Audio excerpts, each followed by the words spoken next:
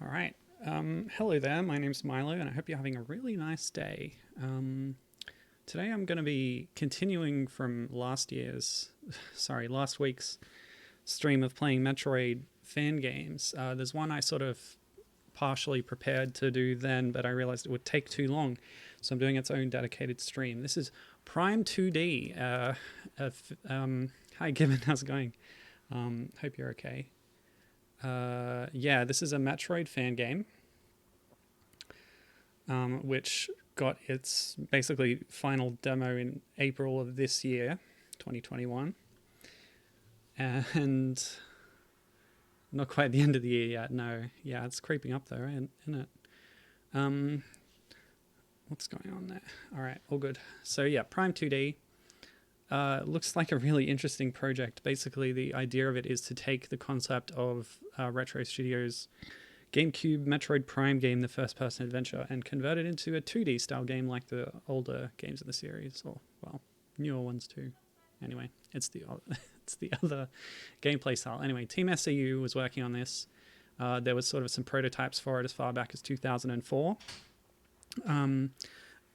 and just to cover the story of it first, in 2017 they posted a trailer and it looked a bit like this. In the description you can see some of the people involved: Troid92, aka Matthew Griffith, Andreas Söderberg, Guillaume Veilleux, and some others. Those three names, Veilleux is also known as Metroid Zapper. Those three, I guess, are the core team. They've got the most carrots next to their names there. So yeah, 2017 is kind of when they restarted the project and worked on it up until 2021, when in August on the 27th of August they received a cease and desist notice from Nintendo, much like the AM2R project. Not the day after releasing the full game, but 4 months after releasing an early demo of it. So it's a different situation, and it's just a really sad example of these fans who aren't profiting in any way being shut down and having to stop development for legal reasons. But before they did shut down, they released this demo. It's been collected here. They took down all the downloads from their web presence. But it was backed up here on archive.org. So all the different releases are here. The latest one is the one you want that looks like this.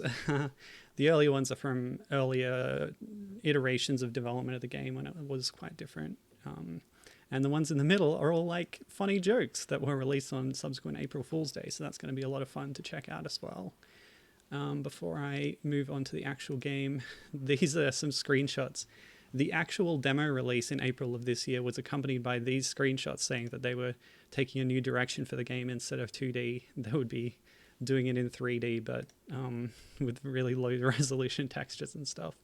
A final joke before they released the actual build that they'd been working on. So what we're going to do is check them out in chronological order as presented in this archive. If you go to the Team SCU page on archive.org, there's a lot of different backups of this. A lot of people wanted to preserve it, which is nice, but from what I can tell, this one is the most complete. It's got all the different builds you might want to check out, including the most recent one. So without any further ado, let's launch Prime 2D version 2.03C from the earlier iteration of the game. This is just covering the Tallon Overworld region.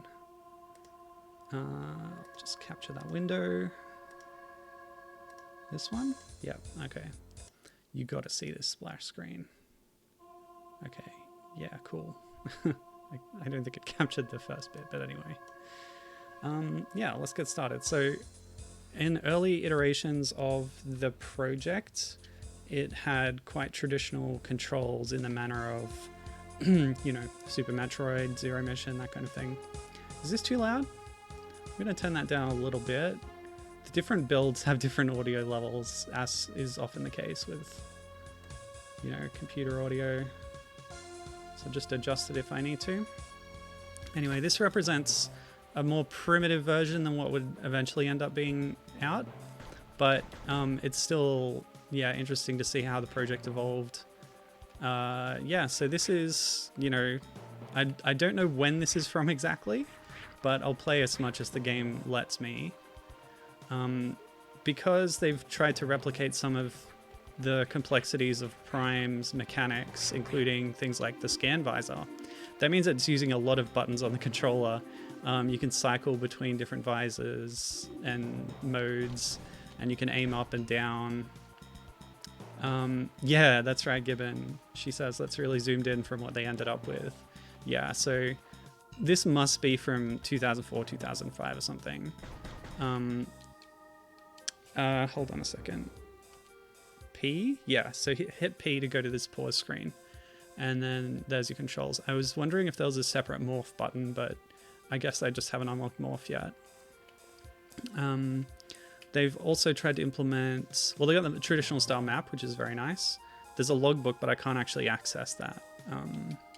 Might not have been implemented yet.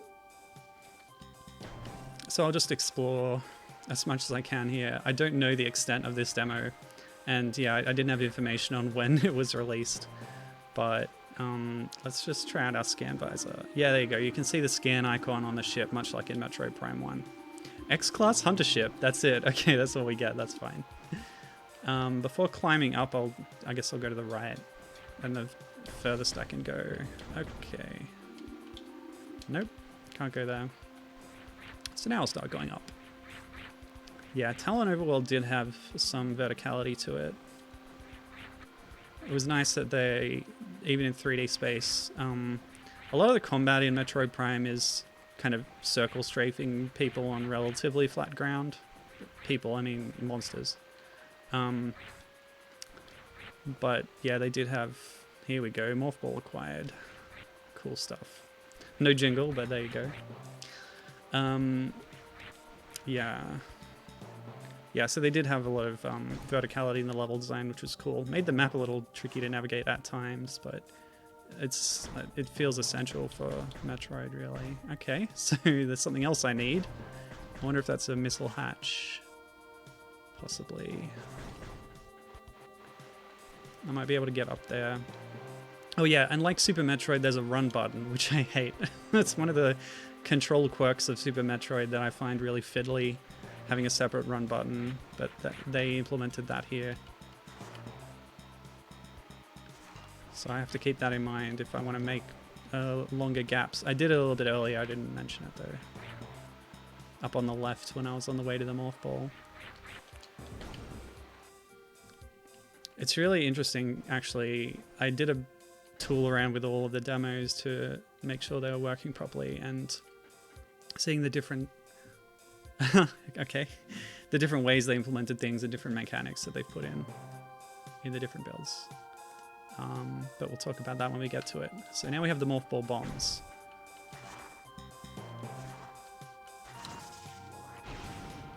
Okay, they take a little while to explode. I've just myself finished playing Rogue Dawn, a really excellent Metroid fan. In this case, it's a ROM hack of the first Metroid game on NES. And it's not just a ROM hack to change aspects of Metroid 1, it's a complete total conversion into a new game. And so I'm used to the controls of that very much. I finished it just this morning. So now we've found the map station, we've unlocked the whole map. I haven't mapped P to any buttons on my controller. Yeah. Okay, so pretty simple. That's good. That kind of tells me the extent of the demo, what I can expect, so that's good. But yeah, I'm noticing a lot of similarities to later builds here, or the later build of this area. But I guess it makes sense. They're still both based on the source material of the GameCube game, aren't they? Oops. Oops. Oh well. Just gonna try and... Yeah, there's more platforms up there. Maybe I'll try and make it over there. Oh, I should also try this. Yeah, there we go. Missiles, great. That's probably what opens that other door. I'm not sure what key that is, actually. Have I mapped that? This one? Yep. So I don't have a missile counter actually, which is nice. This is an early demo after all. Giving you limited missiles in a build that doesn't appear to even have any enemies to refill from would be a bit mean. Although at some point you want to test limited ammunition, I suppose.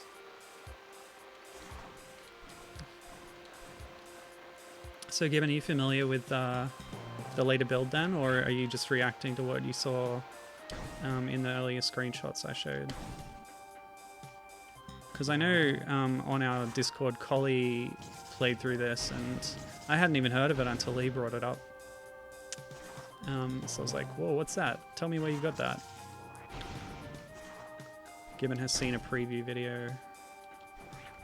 Maybe the same trailer that I showed just before. Wait a second. Oh, I didn't need to come in here. There's not a way back out. That was stupid. Sorry. Still, alright. Even though... What I like is that even though this is a lot more primitive than what they ended up with, even at this stage, there's a lot of detail in the environment. Okay, so I don't think I can make it to those platforms up there. I don't think they really will do anything for me. So let's move on.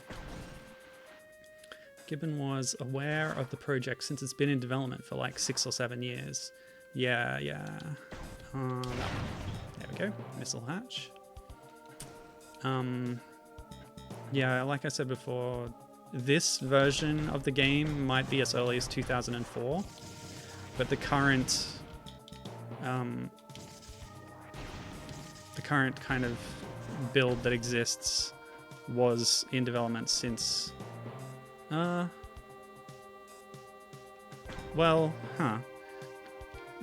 date I was looking at was since the 2017 trailer, but I guess they'd been working on it a bit before then to make the trailer, so yeah, I don't know. Okay. Gibbon says, I want to say I played some early demo in college, but honestly I can't be sure. Okay. Alright.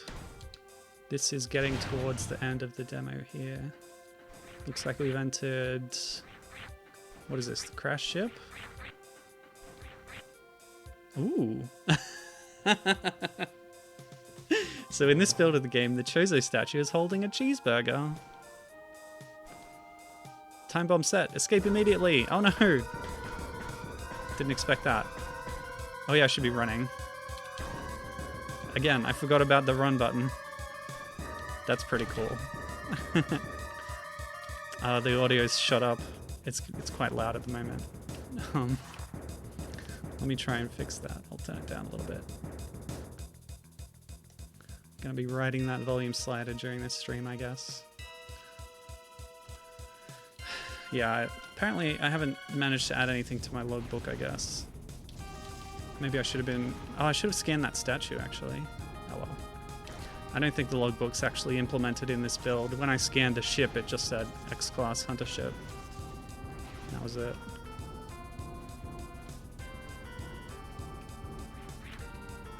Woo!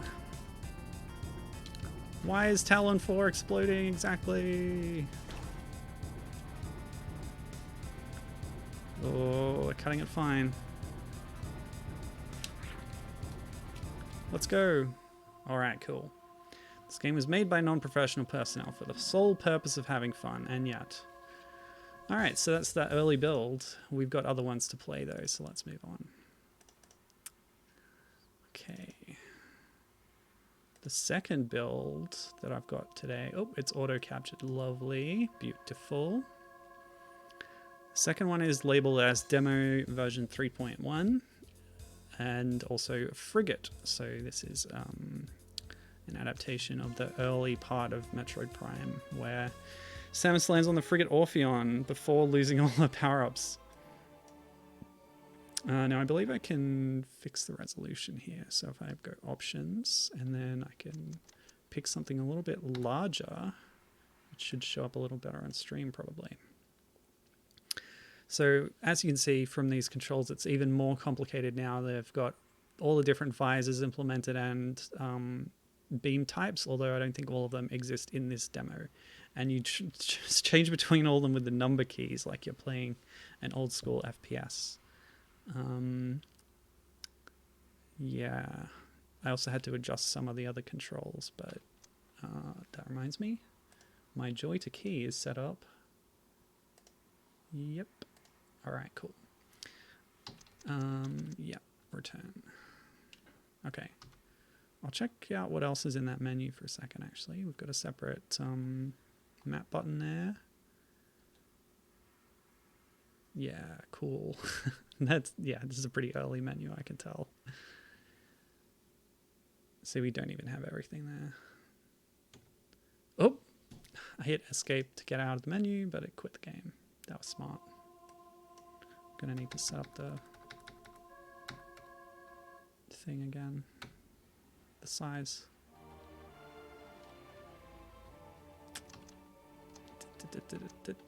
Oh boy.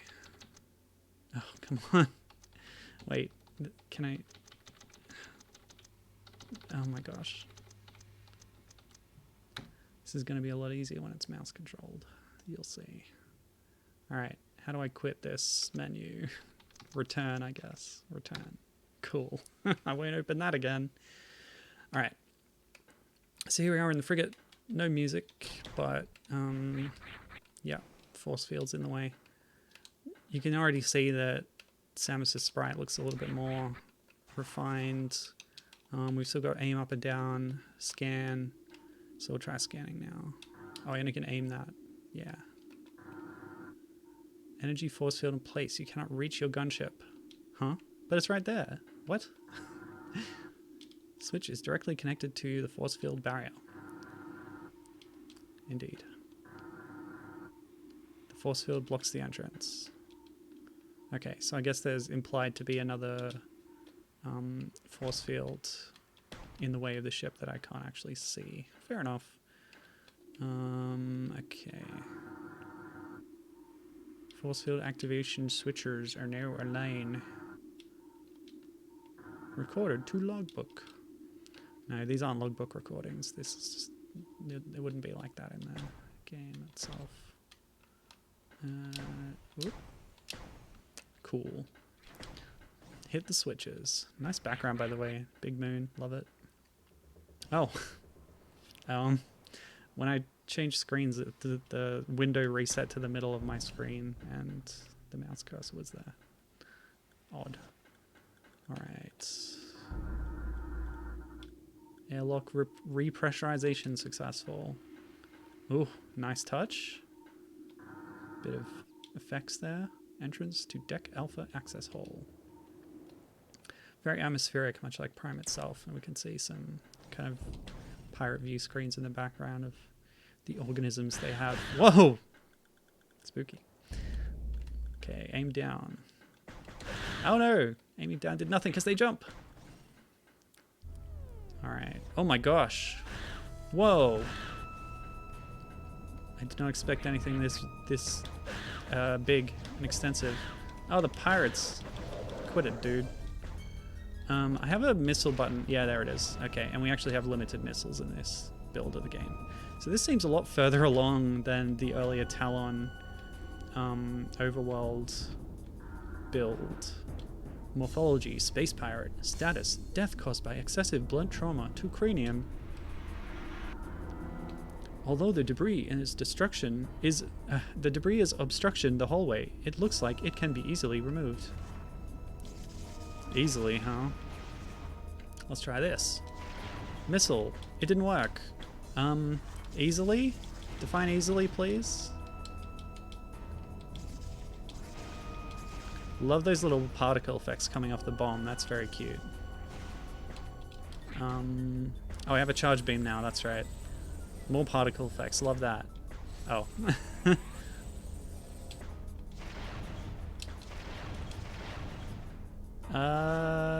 Excuse me? Is this the end of the demo? Come on. Easily removed, it said.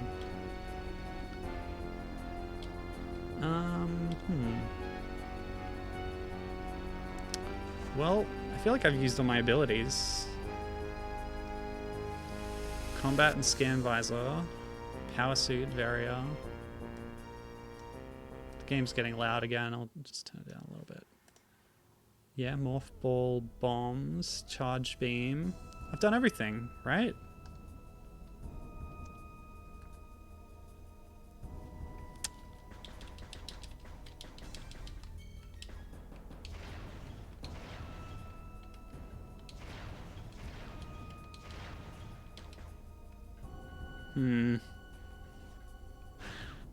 No boots. Well, I'm clearly wearing some kind of boots, but yeah. Ah! This jerk's back. Injured pirate number 1. I don't remember what this is. Oh wait, I should scan it. I should definitely scan everything. I forgot about that. I'm not used to scanning in a 2D game. AM2R had something of a scan feature, but it basically worked automatically. Biohazardous materials, phase-on batch, destination deck beta. Yeah, I've just played AM2R as well since the last stream, by the way. I should mention that. Yep, so they're transporting phase-on within the ship. Morphology, space pirate. Status, death caused acidic burns to body. Chemical type, unknown. Recorded to logbook. Analysis shows incredibly large muscle structures surrounding the jaw area. Fluid sacs containing acid are also detected. Remember in Dread how... Well, so Adam is like a computer voice, but there's also a more feminine computer voice that is the ship AI or something? That was interesting. It only ever said like one thing at the start of the game. Morphology, unknown, info, high levels of radiation detected. Tail section possesses a mouth-like orifice, most likely for birthing offspring. Xenomorph references again. Morphology, parasite, interstellar vermin, travel in swarms, indigenous to Tallon 4. A single parasite is harmless to larger life forms. However, they tend to travel in large groups, swarming over potential prey. Such swarms can be dangerous.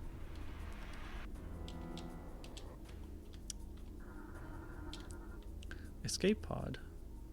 Launching to Tallon 4 Research Command Center. Whoops. Trying to grab a scan of the parasite. Alright, I already did. Okay, that's cool. There's multiple of them there. That's what I'm picking up.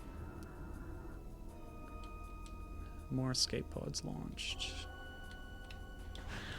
Yeah, take that. I can tell why they changed the control scheme before the final build. This is a bit clumsy with all the different things you can do. Escape pod entrance. The vessel has already been jettisoned. Evacuation occurred 6 hours prior to your arrival. Yeah, you're definitely meant to read these in a different order to what I'm doing. Severing of the spinal cord. Severe flame damage to exoskeleton.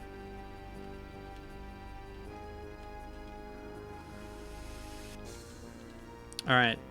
I've scanned everything.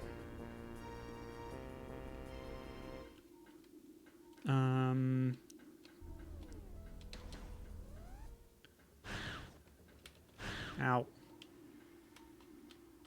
Gibbons saying... yeah, after saying no boots, SMH, which I think stands for shaking my head, which I only learned like a couple of weeks ago, which made me feel extremely stupid. And then says, you know, on that note, it's always kind of bothered me how they categorize the power-ups on the inventory screen. They have that, like, miscellaneous section where high jump and screw attack and speed booster and stuff goes. And I've always thought they could at least name it something to do with the legs, since all those power-ups are movement-related.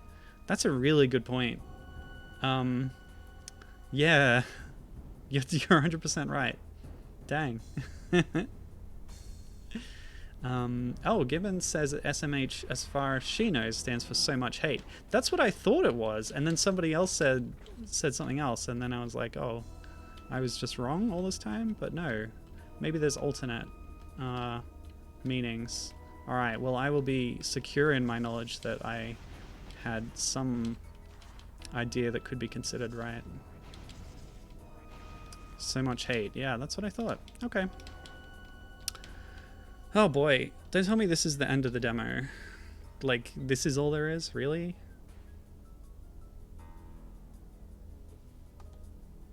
Can be easily removed.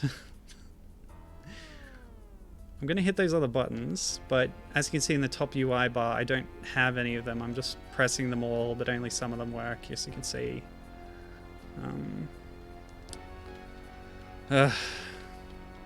Let's read that one more time. Although this debris is obstruction the hallway, it looks like it can be easily removed. Yeah, you're not wrong there, Gibbon.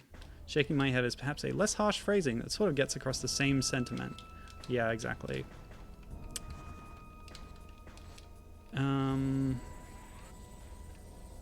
Oh, I didn't try this. Super missile. Oh, I didn't have... What? I guess I just needed to shoot it more? Great. Fantastic. That's fine. Okay, we can move on, finally. Sorry about all that. Map acquired. Now we can see. That's what we should be getting to. Cool. So pretty extensive, actually. At least compared to the previous demo. Alright. Oops. Man, I wish this was the Wii version where you could just flick the Wii remote to spring ball. Got to use our little Mothball Bombs. Yep, that's right, Gibbon. This is just following what happens in the opening of Prime. Oh, well, apparently, yeah, okay, I forgot that part.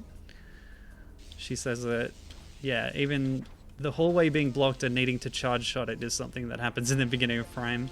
And yeah, maybe if I'd played it more recently, I would have remembered that. Ooh, let's scan this guy before we blow him away. Space pirate. Weak life signs detected. Imprints of large bite marks can be seen on the exoskeleton. Hit its weak point for massive damage. Good joke, I guess. After mutation, the carapace of the larva becomes rigid. The carapace is quite resilient, able to resist the attacks of many predators. I think that was... I guess it's just the same thing for the pirates. Yeah, get owned, son. Well, a lot of scans to read. Yeah. This is a great thing about Metroid Prime. I love reading all this stuff. But for the sake of this stream, I might just cut back on reading every single one. We're only here for so long today. If you want to read them, you can get the game yourself from archive.org. Oh, look at that detailed background. This is lovely.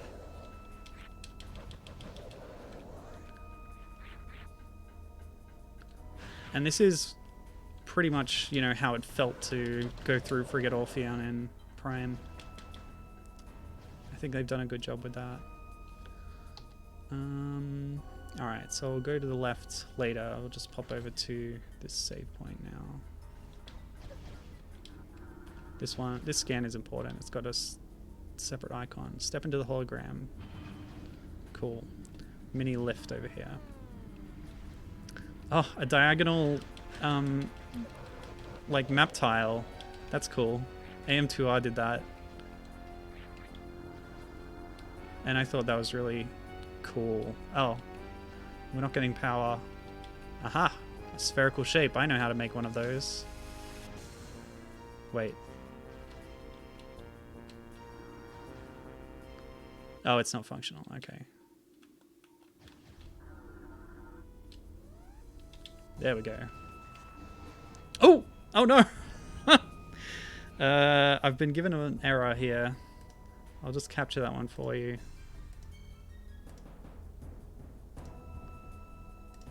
Yeah, when I tried to open the door. Let's try and ignore it. Hey, it worked! We can still play. It's a little worried there for a second. Big door error. Oh, that lift goes down to the boss. Hold on a second. What about the rest of the map? Oh, maybe we'll go through that on the escape sequence. Yeah, that'll be it.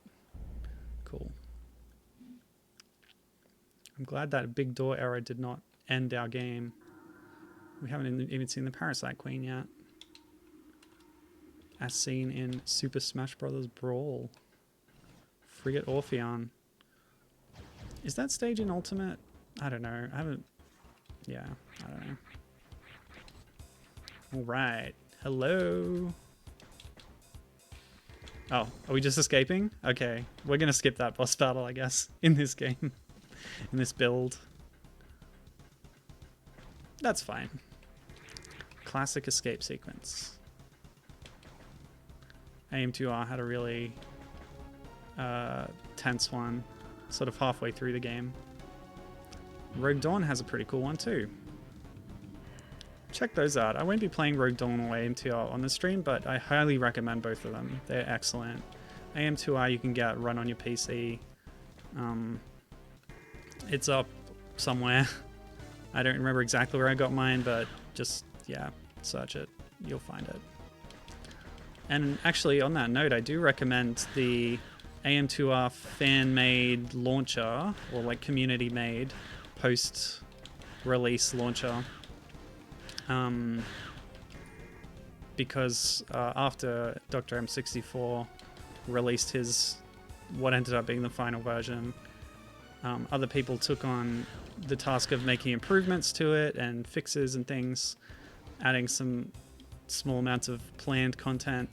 Really cool stuff. The most impressive thing that the fan patches do for AM2R is adding a widescreen mode, which just expands the size of the screen that you're able to see, which is something I always appreciate, and it works really well with the level design. It doesn't break anything at all.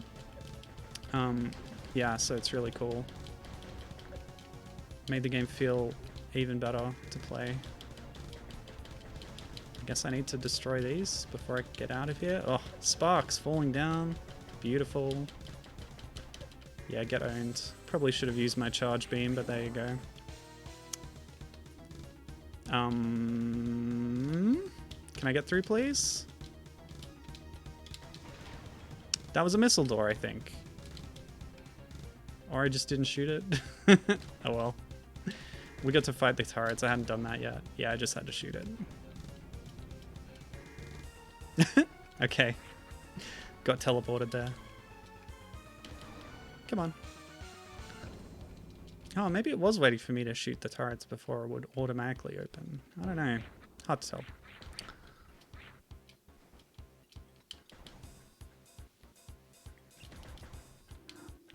So yeah, Gibbon, I want to say specifically to you, thank you for recommending Rogue Dawn to me, because I had a really great time with it. Well, outside of a few small hiccups. There were instances... Oh, 3 seconds. Oh my gosh. I'm not gonna make it. Oh no. Okay, at least we got to see the game over screen. I will, I guess, repeat that and try and do it a bit faster. To see if there's an ending to this demo. Yeah, Gibbon says Rogue Dawn, so good. Yeah, it's really cool. The one, like I said, I had one problem with it, which was the kind of Lost Woods style looping maze sections where the map basically lied to you and you had to take the right path through a series of, like, yeah, screen transitions, but some of them would put you back where you started. It was really frustrating. I got really stuck there for a while. There's 2 sections like that, actually. One traps you there and is essential. One is more optional. Yeah, so that, I just thought that was a kind of a dirty trick and not that fun to try and puzzle out. But apart from that, really excellent fan game. I haven't talked about it on stream before, so I will just tell you a little bit about Rogue Dawn. It's a, like I said, total conversion ROM hack of Metroid 1 that gives it a new story with a new protagonist, although she looks a lot like Samus. But it's done with new graphics. What it reminds me of, if nothing else, is when I was playing the Super Mario Land hacks on stream last year, it's kind of like the more detailed sprites in the updated graphics pack ROM hack for Super Mario Land, because It's like Metroid 1-esque, but everything looks a lot nicer and more advanced, and the level design style is more advanced. It still has that limitation that Metroid 1 had, where screens had to be horizontal transitioning to vertical, but it does really clever construction of the map and switchbacks and stuff. Oh, it's didn't stop playing my jumping sound there. That's all right. Yeah, it constructs the map really cleverly to give it a lot more complex of a structure. Really feels like an alien world that you're exploring rather than just a series of like static corridors. Like Rogue Dawn really made me reevaluate Metroid 1 and realize how basic it is in its construction, because Rogue Dawn is so ambitious and complex, and it's running on the same engine, which is all the more impressive. Yeah, so they've implemented new power-ups and a whole new set of enemies and a story that is told through text that's just printed on the backgrounds of screens, which is a really novel way of presenting text in the format of a game from that era, I think. Names to be included later. Okay, this is our ending. Not much to it, I guess. The Space Frigate demo. Yeah, as Given says, God, I love their map design and use of negative space in the background tiles. Yeah, good point. A lot of secrets that are hidden through those background tiles as well, so it's worth exploring thoroughly in Rogue Dawn. But yes, having covered that, that's great. That was the Frigate demo of Prime 2D from early in development. Pretty fascinating stuff. I'm glad to have played it. But what we're going to do now is move on to a few joke releases.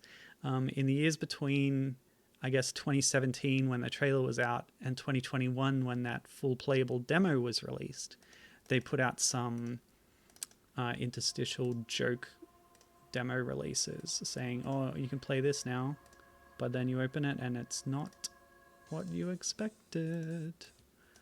Okay, so we had a similar warning up the top there about this being a fan work and stuff, but then you get this. The instruction reference memory, etc., etc. The memory could not be quote-unquote written. Click on OK to terminate the program, and this is part of the program. It does this cute effect. And then it cuts out. Not like the unintentional error in the Frigate demo. All right, so that was, I guess, 2021, 19, 18, maybe 2017. Yeah, that's right, judging from the version numbers here. So that was that. That's what you got for a whole year. Yep, okay, we're capturing that one. Great. This is a work in progress demo release. Released in 2018, the Metroid Prime 2D demo, or Prime 2D demo version 0.1. This whole title sequence is very similar to what we actually got in the final build, but this one's a little bit jokey. I should probably... Yeah, well, the topics or like the forum posts around the releases of these demos are very funny because they explain, oh, we decided to retool the game into something else at this point.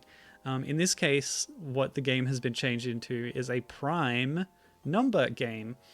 So Prime 2D is now, it gives you a number and you have to say whether it's prime or not. Let's try it out. 9, is 9 prime or not prime? No, it is divisible by 3. Correct. Oh, did I say Happy Easter, by the way? There's going to be some messages in the top corner in this joke build. No, 21's not prime because it's divisible by 7 and 3. And we got 3 again. I meant April Fool's Day. I promise we're hard at work. 1, the ultimate prime, of course. Wait, what? 1 is not prime? Divisible by 1 in itself. Oh, I guess it's not. Is 2 the first prime? I think I misunderstood prime numbers there for a second.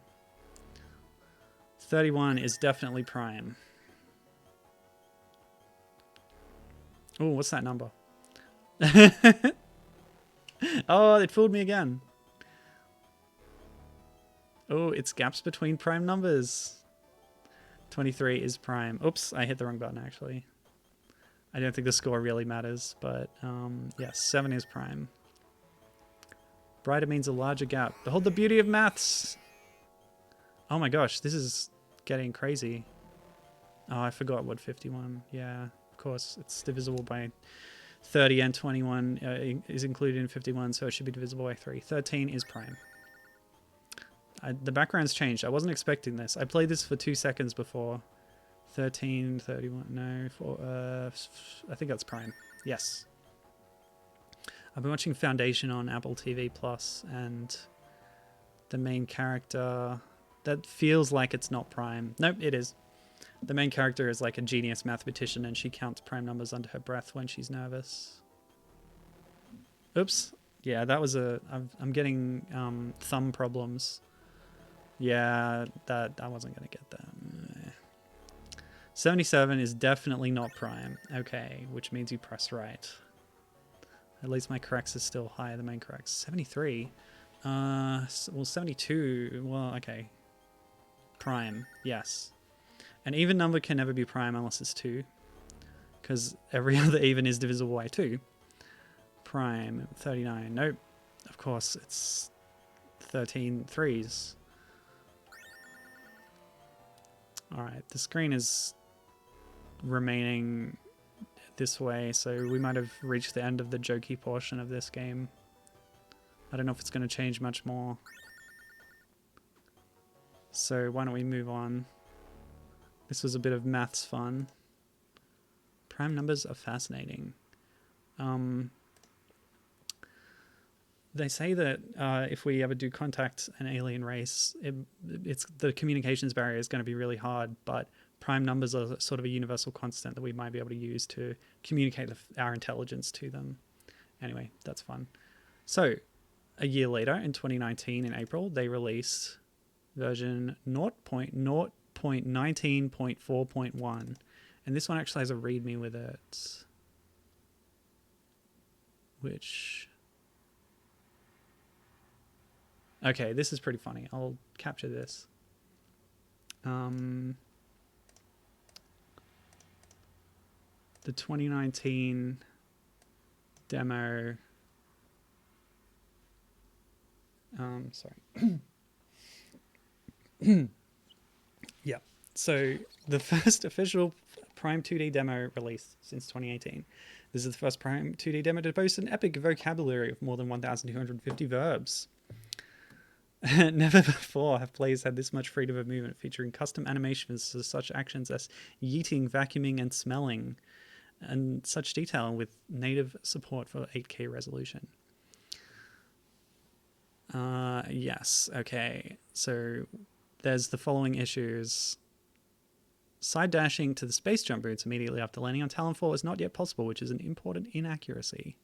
That's a well-known speedrun technique in Prime 1. Flagra has no death animation, instead becoming a huge glass of water. The Chozo statue's cheeseburger is missing, which is a reference to the early demo. I get that now. Thardus is missing many animations, which are instead replaced by groovy dancing. So, yeah, a lot of fun stuff there. But as for the actual game... Oh, Windows has protected my PC. Please run anyway. I do not need your protection, Windows 10. Okay, net mission, text engine, version 0.3 by Troid92. Welcome to Prime 2D. Please enter your name. Nice to meet you, Milo. We hope you enjoy this P2D demo. Thanks. So, the joke demo for 2019 was a text adventure version. This is exciting. You see the blackness of space dotted with white stars. It has already been 3 GF Delta cycles since the events of your first mission. That surface nearly sucked your life away, but here you are now, astro dreaming in a padded chair, watching the constellations drift behind this layer of glass. How time flies. Something red is flashing on your display. Press enter to check the red flashing. Am I going to be able to enter commands, or is it just pressing enter? This is more like a Twine interactive fiction than a text adventure, maybe. A distress signal. You quickly plot a course into your navigation computer to go investigate. Time may fly, but perhaps your ship can fly faster. Let's fly through space. You soon come across the derelict frigate amidst an asteroid field orbiting a planet named Tallon 4. Your ship's Geiger counter warns of radioactivity, which seems strange, so you summon your supersuit for protection. You park your ship at the end of a platform and exit through the upper hatch, ready to explore. Okay, hold on. I'm going to change gears into an ASMR mode now. With a dramatic wind-up, you flip 20 meters in the air, cinematically somersaulting straight over an orange force field. Your suit's speakers perform a well-harmonized vocal chorale, celebrating your superhero landing. 10 out of 10. Ooh, I've taken control. You find yourself in the exterior docking hangar, or rather on the hangar, which is just a long metal platform, extending away from the main facilities which are to the north. Artificial gravity keeps your feet planted against the metal, while your gunship floats behind and space rocks float above. Around you in all directions is the vastness of outer space, partially obscured by a massive orange planet. The metal platform continues forward to the north. Please enter your commands. I can type help. Welcome to this interactive fiction game by Team SCU. In a game like this, you can type anything you want to do, such as look at my legs, or dance like you mean it. Sometimes the game will have a witty response to your shenanigans. Sometimes it will have no idea what you mean. Alright, cool. Get Flask, that's funny. That's a joke about old text adventures, I think. Alright, let's check the mailbox. That's what you do in ZZT. Not ZZT. Zork. You find yourself in the exterior. Okay, yeah. Look. Ship. Your gunship reflects the orange planet below and the speckled emptiness above. It looks majestic. Inventory. You have 0 flasks, 0 planets, and 1 supersuit. You see this and more information on the HUD in your visor. Look suit. You appear to be a bounty hunter in a supersuit. Weird. Introspection. Your suit does not understand this command. Shoot ship. That's your ride out of here. I don't think so. Look planet. The big orange planet is called Tallon 4. Not much is known about it, but recent scans indicate many strong biodiverse ecosystems. Of course, these scans were taken before a massive object came and produced that obvious gaping crater. Recent scans. This is a thing that's always been a bit confusing about Metroid Prime, the timeline of what happens, because like the plot of the game changed between the North American release and the PAL release, and I think the re-releases go with the PAL version because it makes more logical, consistent sense. Something about like when the impact happened, when the pirates got in, when the Metroid Prime got in. Yeah, it's a little bit confusing. All right, what should I do? Look. Okay, I'm on the hangar. North. Go north. N. The vibration of your steps muffles its way to your ears as you get used to the lack of atmosphere. You begin to ask yourself why your suit uses cardinal directions when you're not even on a planet. But before you get too sidetracked, you reach an interesting point. You're now a good distance from your gunship, which is to the south. There are 2 columns of red lights on either side of the platform, connected by a blue force field to your north. The platform runs south to north with a blue force field to the north. Well, I remember what I did. I scanned to find... Oh, that's just the same as look, I guess. Red lights. Okay, shoot red light. Shoot light. Your energy blasts connect with one of the red lights. Beep, the light turns grey and the blue force field flickers. This must be it. One by one you aim and fire at all the red lights. Press enter to end the suspense. The force field disappears as its hum descends to 0 hertz like a dying robot. Hurrah! The path to the north has opened up. Go north. You continue onward toward the facilities. Why was a distress signal sent? To reach the gate faster, you morph into a ball and roll along the ramps. You can thank your supersuit for that maneuver.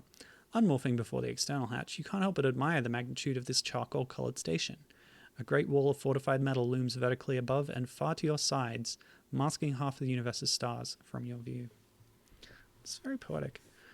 Let's try and do some joke commands. Oh wait, it's an enter. It's just advancing for now. Your suit scans explain that the initial passageways are pressurization chambers to transition from a vacuum to breathable air. What happened here exactly? Will you find any survivors? You blast open the door. Your stomach drops. You had a suspicion, but your visual of the tech confirms it. This is not just any laboratory. It is a space pirate laboratory. Something truly terrible must have happened for space pirates to send a cry for help. Press enter 2. Syntax error. Oh no. Yes, something's missing. Oh no. Oh, okay. Weird. It glitched, but I ended up continuing anyway. I think that was intentional. You're in a short hallway in the Orpheum that opens to the east. Frantic escape music. Oh no, we've skipped the entire sequence inside the frigate. Much like the early demo skipped the Queen Parasite. Frantic escape music is playing. Explosions can be heard to the west behind a locked door. You see a large pool of water in the large east room, and a tail hangs from above. There is an opening to a large room to the east. Just to cover chat. Yeah, given something about the changed timeline. The plot changed timeline placement from being post-Super to being post-Metroid 1 very late in development. So there were some continuity kinks that hadn't been caught in the initial North American release that were fixed for later releases. Yeah, okay. Yeah, I didn't know that was so late that it was post-Super. Yeah, that's interesting. Originally, the meteor was a hunk of Zebus that got blown off during the explosion, which explains some continuity wrinkles. Alright, I'm going to test a couple of joke commands. Get flask. You can't get ye flask. Hilarious. What's the magic spell? ZYZZX? No. Something like that? Yes. What was it? I know this from like Kingdom of Loathing, which had a text adventure portion. It had some Zork references. It was XY... I don't remember. Anyway, what else can I do?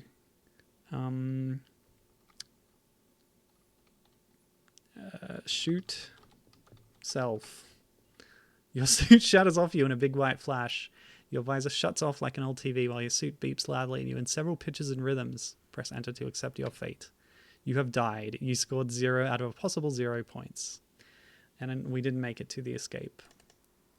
What's the time? Yeah, let's have another run. I'll actually do it properly this time.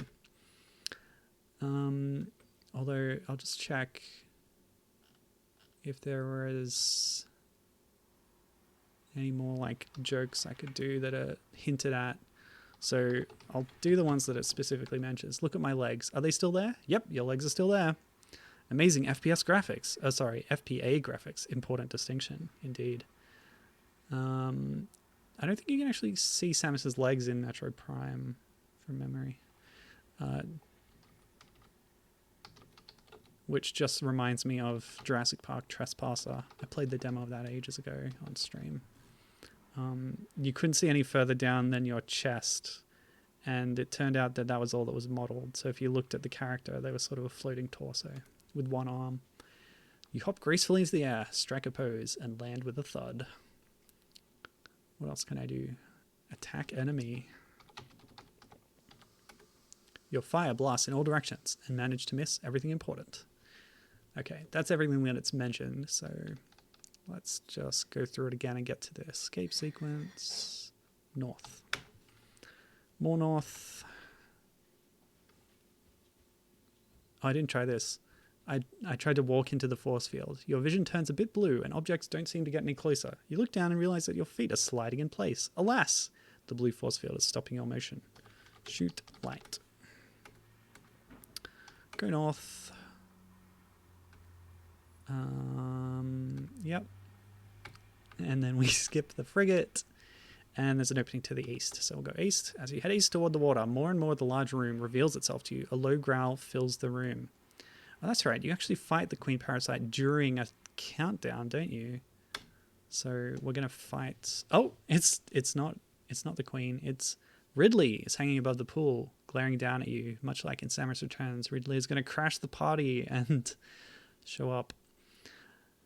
Your legs are frozen in place from shock, and it does not occur to you to try to attack him. He appears more frightening than in the previous mission, and he's covered with additional armor and weaponry, clearly applied using the pirate equipment holding him in place. Or do you meet Meta Ridley in the frigate? Damn. I feel like a bad fan again. Meta Ridley is a more appropriate name for this new form. Let's engage Meta Ridley. Meta Ridley breaks free from the equipment and large pieces of metal fall into the pool. His flapping wings trigger the pipes above to burst and ignite, forming an opening. As you charge a blast, Meta Ridley flies through the opening as flaming debris fall from the upper levels of the room. He has escaped. Remember where you are. You're facing east, looking upon a pool of nutrient-dense water formerly used as a stasis chamber. A storm of debris is falling from above. Behind you to the west is a tunnel you just came from, and across the pool to the east is an unlocked door. You could go back west a tiny bit, but really you need to find a way east across the pool. Jump. That'll get us across the pool. You hop gracefully into the air. So that was the same as dancing. Just try go east. You dive in the water and attempt to swim across, but alas, your suit does not float, and the other side is the deep end. The submerged eastern surface says that there is no lifeguard on duty, and it is certainly too slippery to climb. You swim back west to the shallow end and emerge. Water droplets stream down your suit's exterior, splattering across the ground. As you look down, you notice something strange about the floor. Look, floor. Markings on the floor catch your eye. Arrows circle one way and another, then arrive at a little sticky note. Perhaps you should read this note. Look, note. The sticky note on the floor says, under construction. Just type banana by itself. Tim. What does this mean? Well, banana. You open your suit's visor menus and type the word banana. There's a bright flash, forcing you to cover your eyes. Press enter to open your eyes. Directly above the pool surface are a dozen turtles suspended in place. What is going on here? You've experienced a few oddities so far, but you attributed those to the intense radioactivity and space-powered experiments. In this room, reality seems to have stopped making sense altogether. You feel a bit lightheaded. After studying the turtles for a minute, you realize that they have not been activated yet. The question is there something in the room that can activate them? Activate turtles. You charge an energy shot and fire it at the closest turtle. The electricity wakes the turtle up and it begins spinning in place. Its motion trigger the other turtles, and soon enough the entire sequence is spinning above the water. You watch the motion of these turtles carefully for a moment, and then it occurs to you, of course, they sometimes line up in a row, which would allow you to walk across them. Wait. You take a 10-minute power nap and feel great. That's amazing. I was waiting for them to line up. Walk across them. Walk turtles. I'm sticking to like the simplest commands that very old games would necessitate. But it seems to be working. You watch the spinning turtles and wait until just the right moment. There, now. You hesitate in the middle for some reason and almost slip into the pool, but with a quick swing of your arms, you climb back onto a turtle shell and make it across. You can't celebrate for long as the explosions from the west blow open the door and launch a fireball into the room. You dash through the next door and down a hallway. There's an elevator here that will take you near the docking platform where your ship is. As you run toward the elevator, your Geiger counter gets particularly frantic. Some blue ooze drips from the ceiling, but you keep pushing forward. There is a button here that will press enter to see what happens. Boom! Yeah, this is all very true to the game. Phazon does activate some kind of Geiger counter attachment in the suit. And yes, you explode just before escaping, which is what causes the damage to your suit that removes all your power-ups. Okay.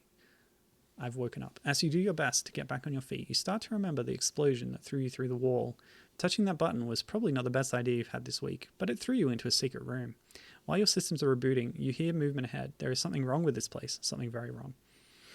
You're in a small dark room. In front of you there is a half-open, really thick and heavy metal door and a computer terminal. The floor is covered in some sort of mist. There is a half-open door and no other obvious exits. Morph. You morph into a little ball. Whee! So I do still have Morph Ball. Yeah, okay. That's the message for just shooting. What other functions can you do in Metroid Prime? I tried scan and that didn't seem any different. Space jump. Yeah, okay. Screw. Attack. You try to close it, but nothing happens. Okay. Okay.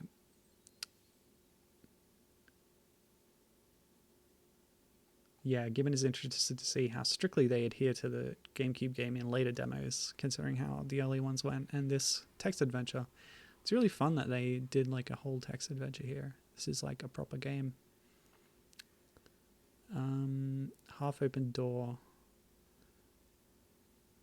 Well, if it's a half-open door, I would actually want to morph to get under it. Let's look at the terminal.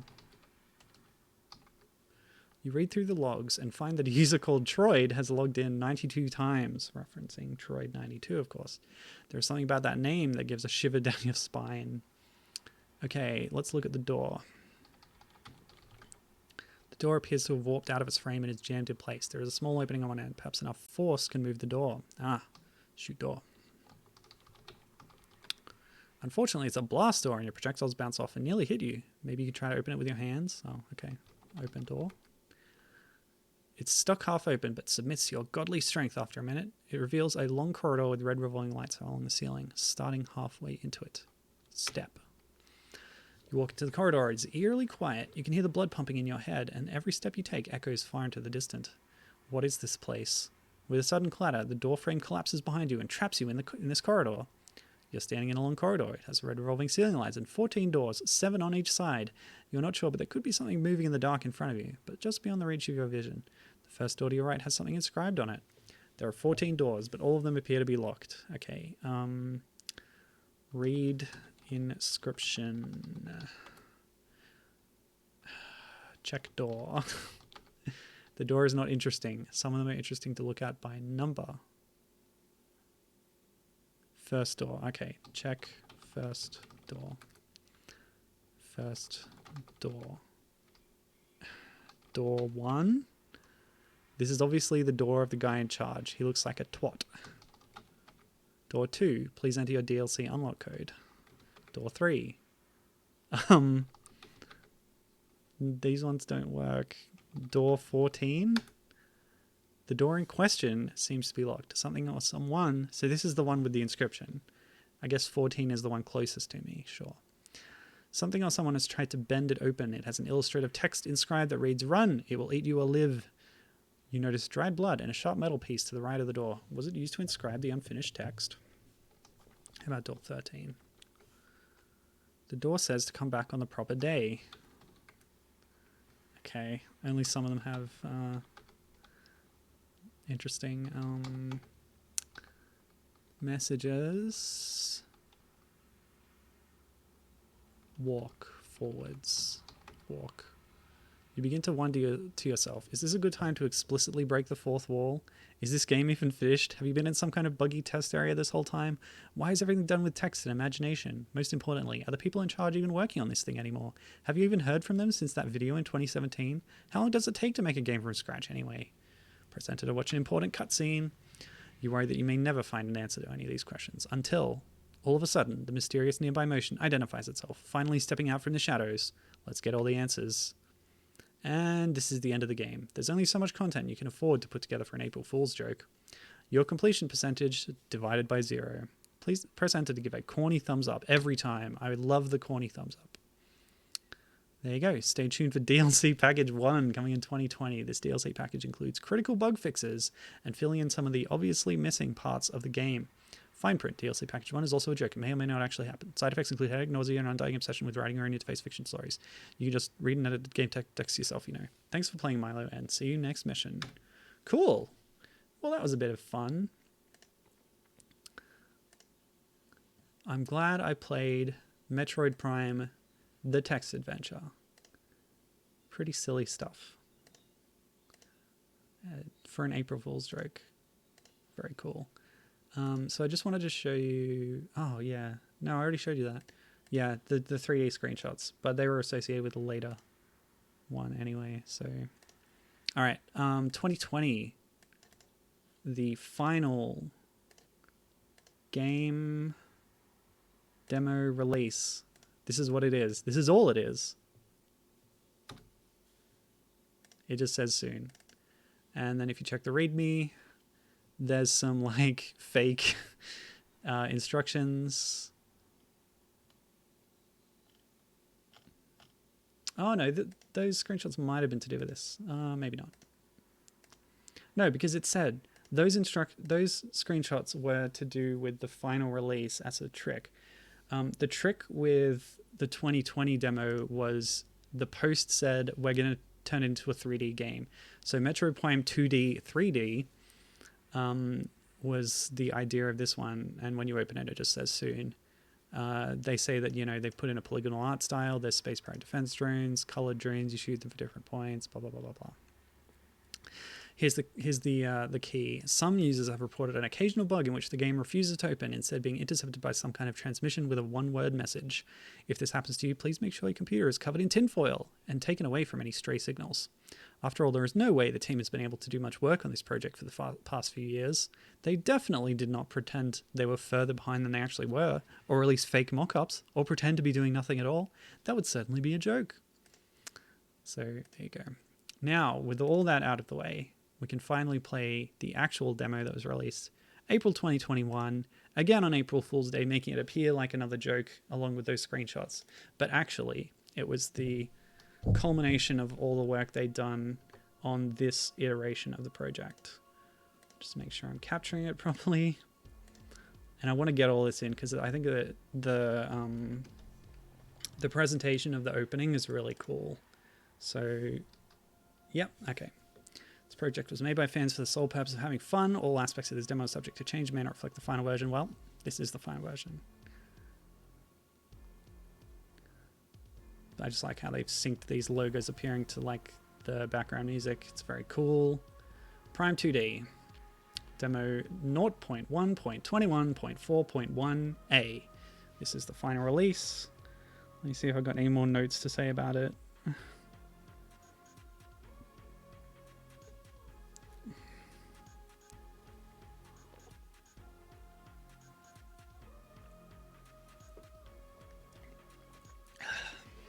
Well, I've got a bit to cover, but we can do that while playing.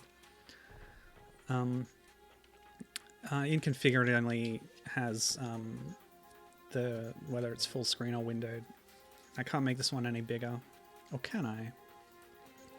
No, because this one implemented mouse control. So the big difference between this build and the earlier ones I played at the beginning of the stream is that, yeah, they've completely revamped the control scheme.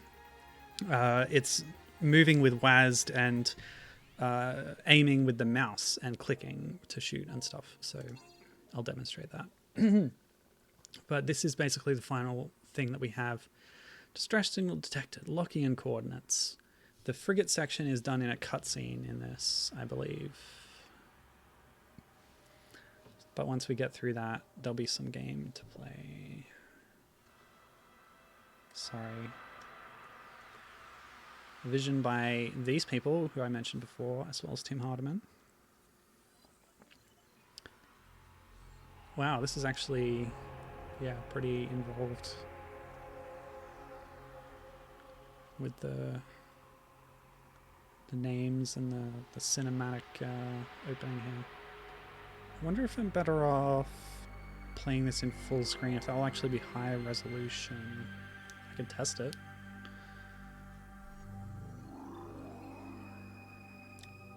I'll check it once we're out of this sequence. So we don't want to miss it by accident. You can hit F4 to toggle at any time between windowed and full screen. Wow, voice acting, cool. Apparently the team approached... oh no, that was AM2R. Yeah.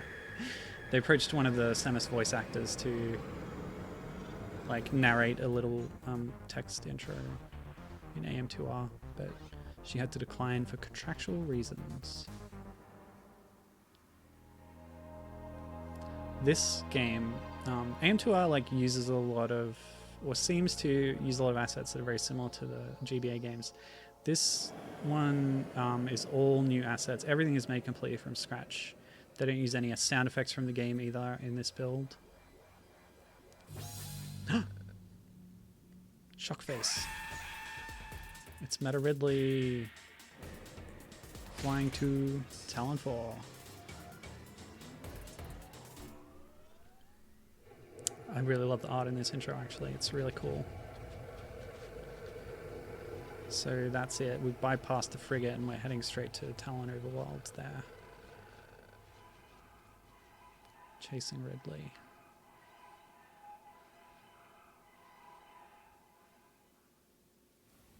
Yeah, just skipping the frigate. Fair enough.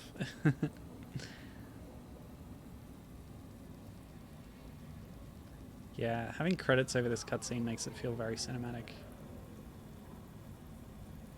Very well animated little ship here.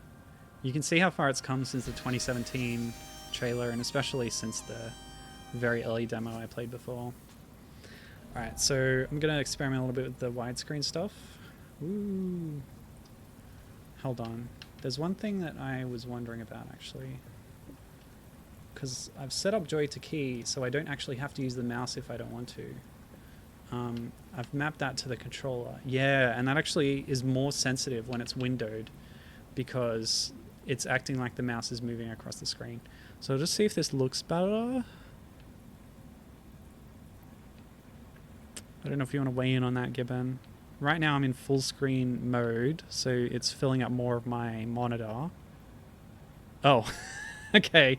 I will definitely not play this in full screen mode because it goes to a tiny corner in this of the capture screen. All right, so this is good. This is better for my controls too, because oops, that's a parcel. I'll just get that.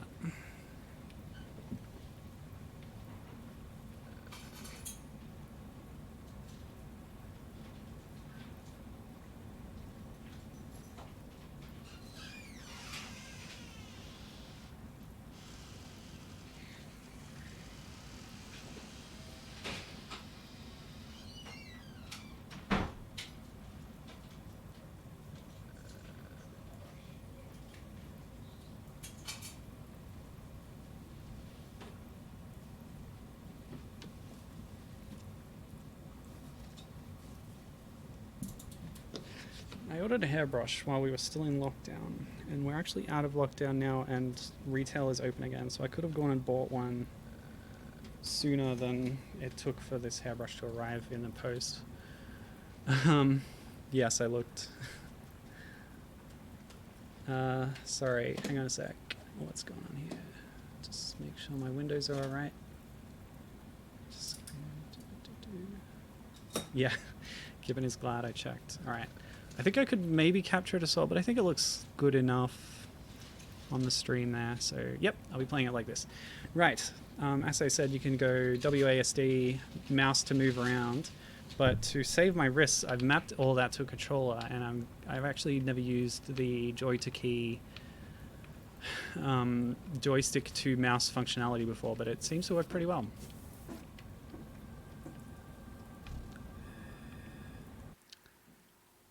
Yeah.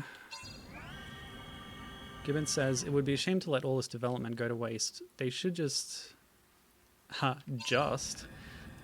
because she knows how much work this would actually take. Swap out Samus and change various copyright stuff enough to not get sued. Yeah, it would take a lot of art, but frankly, I think it'd be worth it. Yeah, definitely. What they've done is amazing, and it's a shame that they had to stop doing it.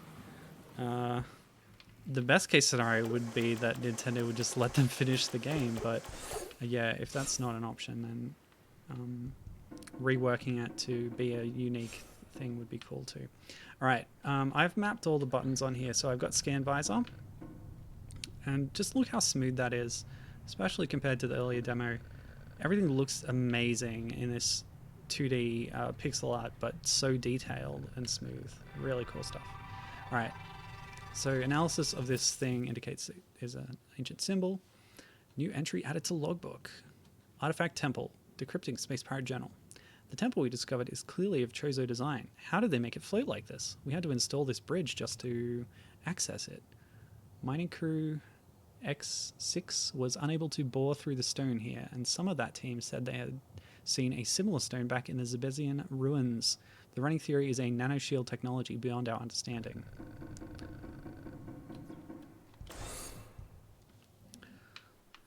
So this might be a little awkward to control it and to get my brain around how it works, but it's a really interesting and advanced engine. Look at that parallax scrolling. How detailed this is. This is incredible. Okay, it's a Chozo artifact. Let's give it a good old scan. Info. A hologram is projected around a small storage device. The technology is of Chozo origin. Due to intermittent rifts in space-time, the data ID cannot be determined. Just nab it then. Oh, that animation. Amazing. Mysterious artifact acquired. Okay. Analysis indicates that 12 artifacts are needed to activate this temple. Alert. Rogue data has attached itself to your suit. So this is the point. Yeah, data ID power grab. This is the point where the game kind of diverges a little bit from Prime. Because to facilitate platforming in 2D space, they've done what Fusion, Zero Mission, Samus Returns, Dread, AM2R have all done by giving you a power grip. So we can grab onto little edges now.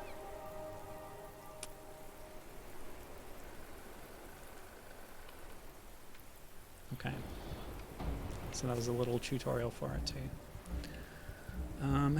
Given says, given how people are just like, I'll just play AM2R instead of buying Samus Returns, I can't really blame them given the current industry rumors that there's going to be a Metroid Prime 1 port soonish. This has, after all, been in the works and putting out demos for the better part of a decade, and Nintendo hadn't done anything before this year. Well, yeah. Alright, so, oops. Traces of brimstone detected in materials near the site. Topography may shift in response to explosive force. Missile expansion.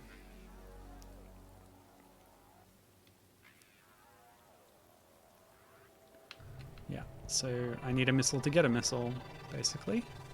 But there's other things to scan on the walls. New entry. The Declaration. Interpreting embedded Chozo glyphs. The final Guardian would be aided by 3. The Harbinger, the second Architect, now known as the Final Architect, and the Final Master. We the Chozo knew not of what they sought to achieve in secrecy. Until that fateful day, our ears were blessed by heavenly chorus. A glimpse of the great city was finally seen. Some of us rejoiced, and some of us were doubtful. We knew not what to expect from the great ones. All we knew was that they were the very essence of the city, and so they would be remembered that way. Okay. What's this about? Passageway blocked. The material is impervious to all known weapon systems. A sticky note is attached which states under construction. So that's clearly a demoism there. So I guess what you have to do when you're making a fan game is complete it, like work on it to completion 100% in secret and release it. And then it will be allowed to exist for a brief time.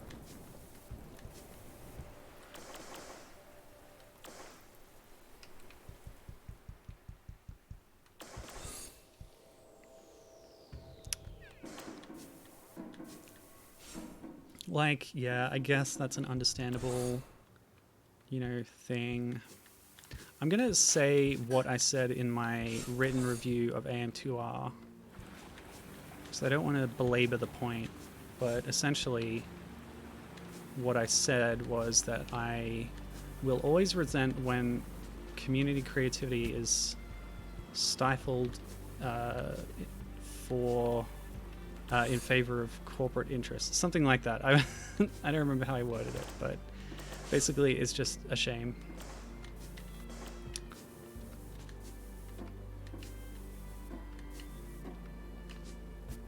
Ooh. Oh, this is what I didn't find before. This is a map station. This machine is currently offline. Yeah. But we need to power it somehow. Yeah. You make a good point, but like, I guess, whoa. How did I get up there before? Oh, just by a vertical jump. You get more distance than a spin jump, apparently. Or more height.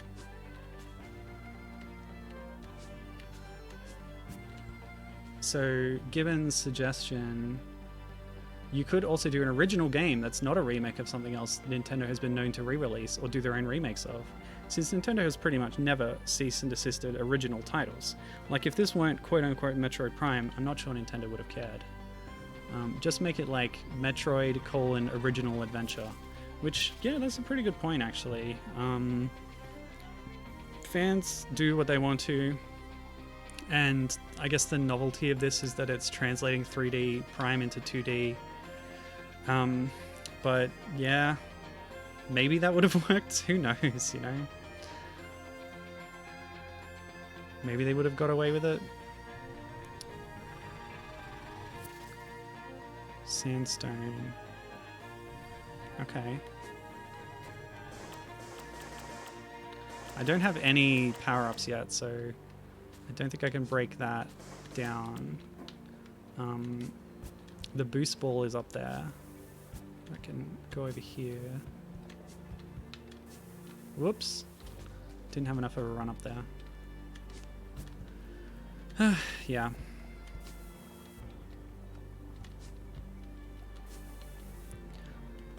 I just hope that the team, since they're not able to do this anymore, are working on something that they want to do now. Because this is amazing. So what did it say about sandstone? May shift in response to energy-based force. So normal shots aren't cutting it. I might have to come back with a missile or charge beam.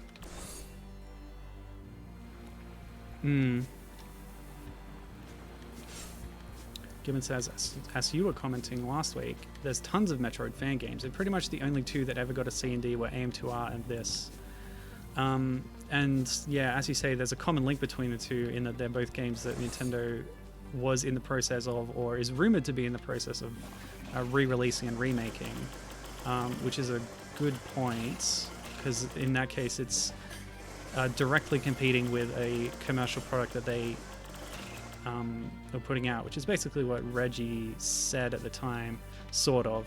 Reggie implied that AM2R was a commercial product, which is incorrect, but I guess what he meant, maybe charitably, was that it was competing and undermining a commercial product that they were wanting to promote. So yeah, that is a point.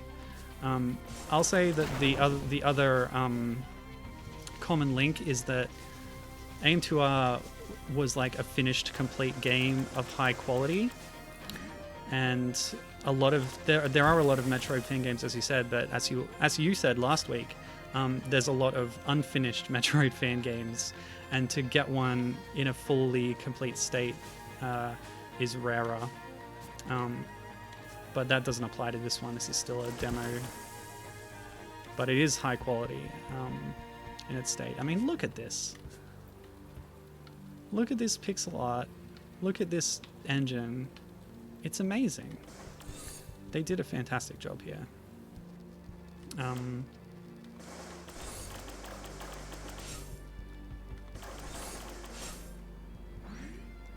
Okay, I should be scanning more things. Sapsack. Sapsacks are the bulbous nuclei of a large vine mesh. The sap within is likely the densest source of nutrients on the planet. As a side effect, it is highly flammable. The sack's durable membrane prevents a breach from local wildlife, though any initial success on that front would certainly release a violent explosion upon the intruder. Like that, you mean? Sure. Anyway, I hate talking about whether fan games should exist and whether Nintendo is in the right to cease and desist them. The point is, this is a tremendous... it's good. It's a good thing that they did. It's a project that they put a lot of work and effort into, and it paid off with a really good end result. You know, quotes. From a certain angle, a pattern of grooves can be seen in the stone. The inner clay has a 73% increase in acoustically reflective attributes relative to the outer surface. What does that mean? Analysis of the environment is recommended. That's telling me I need to scan. Oh, here's something.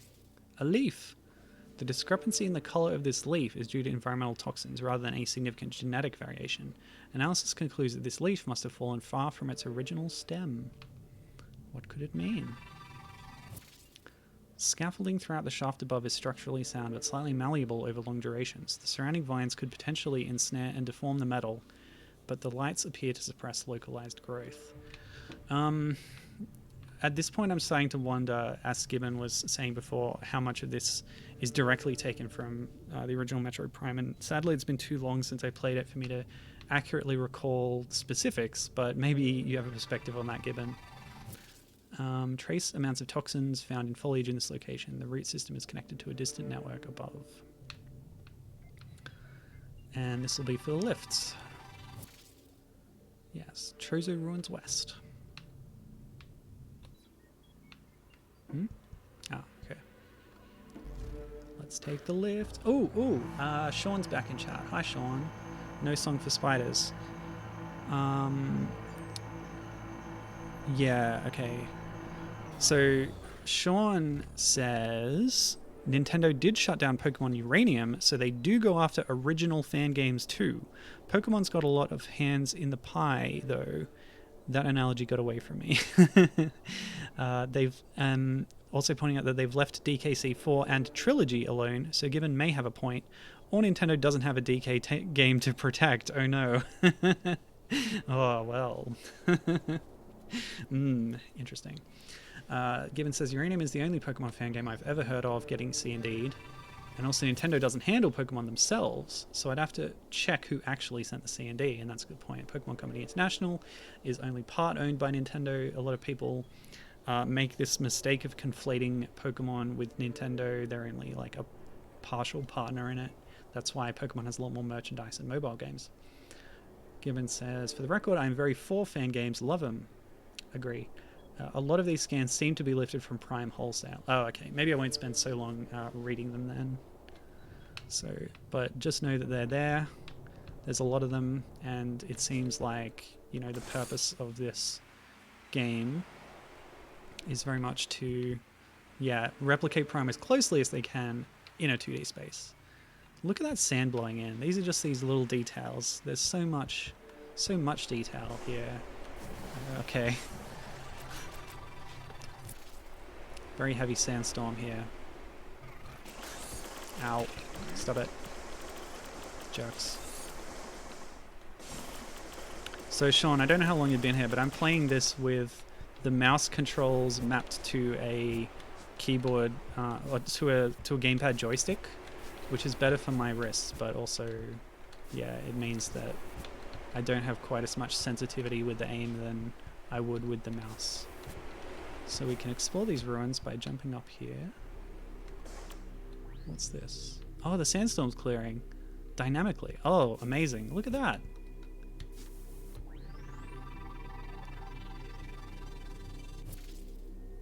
Okay, the Golden Age.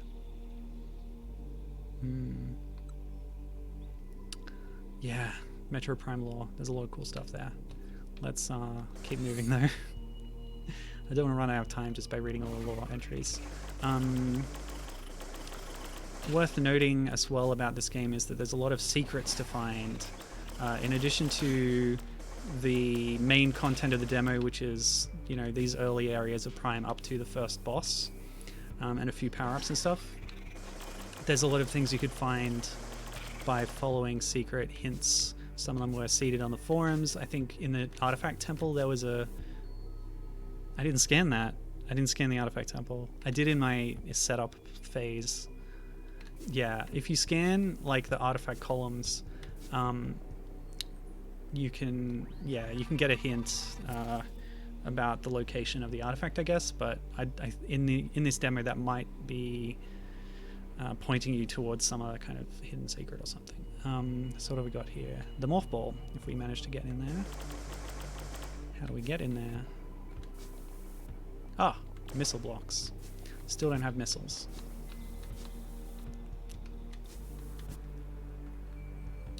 Oops.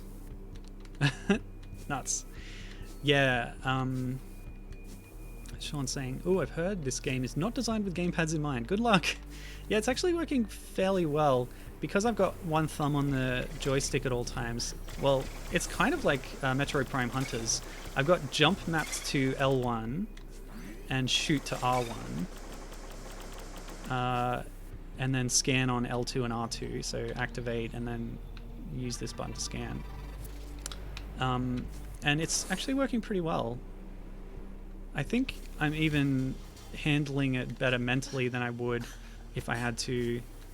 Oops. Oh, that's not good. Taking a lot of hits there. Let's just try and get further up instead of going through there. And grab a life up while I'm at it. I don't have the charge beam. Dang. Don't have anything yet. Ow! Oh, a red. Yeah, more health. Thanks. Maybe I can find a save station. Ah, stop it. Just use my grip. Yeah. Yeah, I think having the controls mapped the way I do is probably better than like WASD and then Q and space to jump. It seems a little complicated. Luckily Joy2 Key has these options to map mouse movements to a stick movement. Alright, so that's a dead end. And I can't get those pickups if they're too high. Alright, let's try and find a way through this then. Can I shoot? Yeah, I can shoot him, okay. That's the key. Precision is required before they open up again. Nice. Oh, this feels really good. Oh, this room, says Given. Also, I appreciate the effort to not have randomly floating platforms. Yeah, that's a good point. They wouldn't look right in 3D space. That looks a bit like a Metroid. Kind of been trained to recognize Metroid renderings in 2D because some of the secrets in Rogue Dawn, you find a hidden room. Ah, save station, lovely. You find a hidden room and there's like a Metroid that's been drawn with the like game tile assets, and it's, yeah, really cute.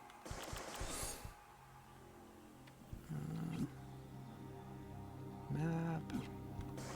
I love having a map.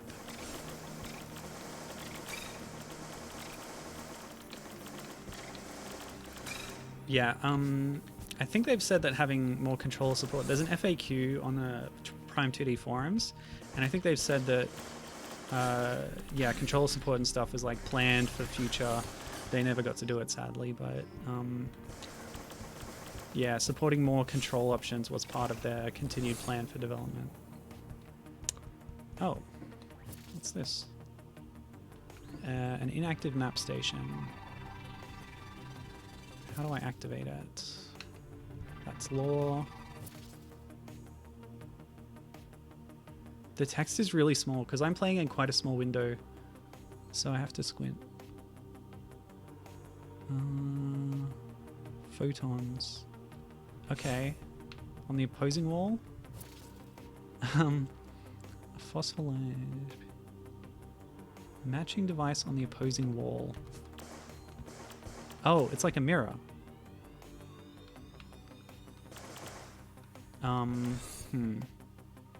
I have to do something with a mirror to power that thing, I guess. Ow. No!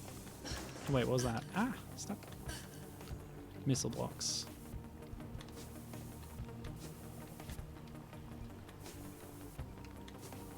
Oh, wow. Yeah, agreed. Sean said, gosh, this is pretty. I love sprites. Yeah, and they've done a great job with these ones. I am a big fan of sprites as well.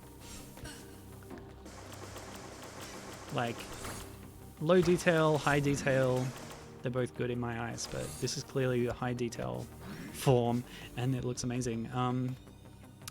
Also, Sean pointed out, oh great, a dark room, that when I did that lore scan, he said, oh hey, that lore scan has other M Chozo letters. Wonder if it says anything legible.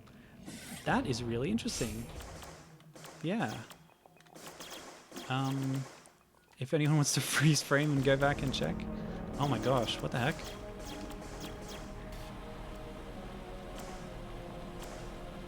What? Oh!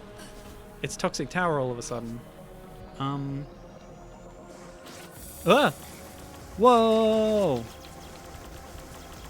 Is this like the equivalent of that flamethrower robot boss?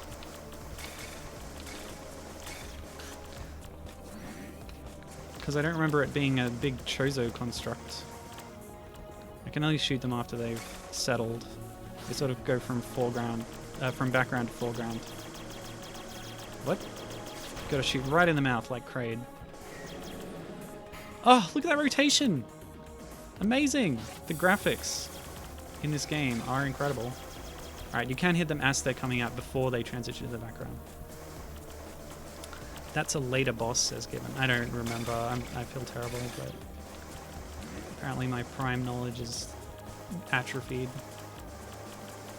Does it release these swarmers? What are they called? Ram War Wasp. War Wasp, that was it. Oh, let's get a scan of the health pickup. Yeah, baby. Oop. I'm getting the hang of aiming with the stick. Come on, rapid fire. How we doing? Okay. Oops. Why did the aim change? Something drifted there. Oh, okay. Yeah. Oops. Ah! Sorry, I was checking the chat. Given... Yeah, I was saying this is a later boss. It's the notorious first post-intro boss that usually gives people trouble if they haven't gotten the hang of making use of lock-on. Well, this game doesn't have lock-on. But yeah. I do recall vaguely. And Sean says, this is the Hive Totem. The flamethrower also has wasps, but is later. So that's what I'm thinking of. I'm confused there. The most recent way I've interacted with Prime is watching a speedrun, and in the speedrun, the way people deal with the flamethrower is it's quite a long boss battle, but you can basically skip the whole thing by doing a glitch of some kind. Oh, come on. No. This is really testing aiming. So in the original game it was testing lock-on, but here it's testing your ability to aim with the mouse. Cool. You done? Get him! Yes! All three heads are down. Sean says, my first death in my very first playthrough back in 2003 was to this guy. So yes, I agree with Gibbon. Oh my gosh! Dynamic sprite rotation and stuff. Oh! What? Oh my gosh. It's the box robot from Fusion, but a Chozo version. Wow. What a twist. This is amazing. This definitely didn't happen in Prime, did it now? And the platform's like fully rotating, like we're in Super Mario World or something. Oh!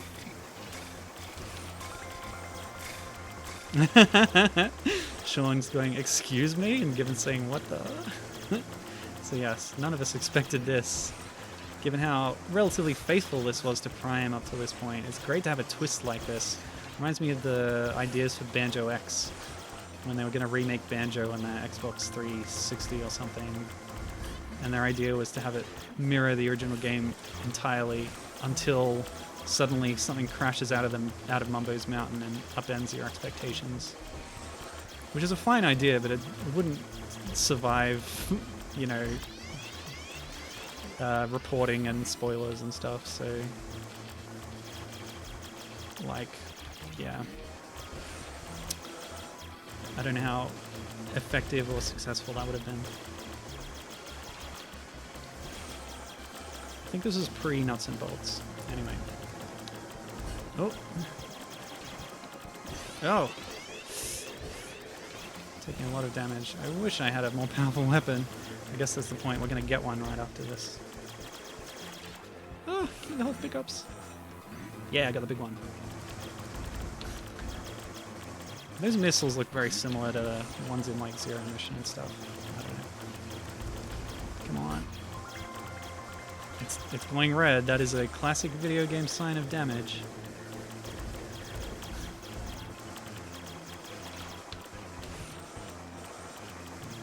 Yeah.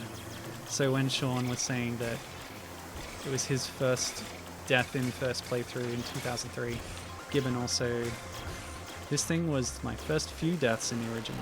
Okay, there we go. Kaboom! Smash. And it had the missile. Hey, come back. Oh, well, that awful liquid has drained. But we've got the missile launcher. Right-click to fire missiles. Huh. What did I map right-click to? No. No. I thought I mapped it to something. Hold on a second.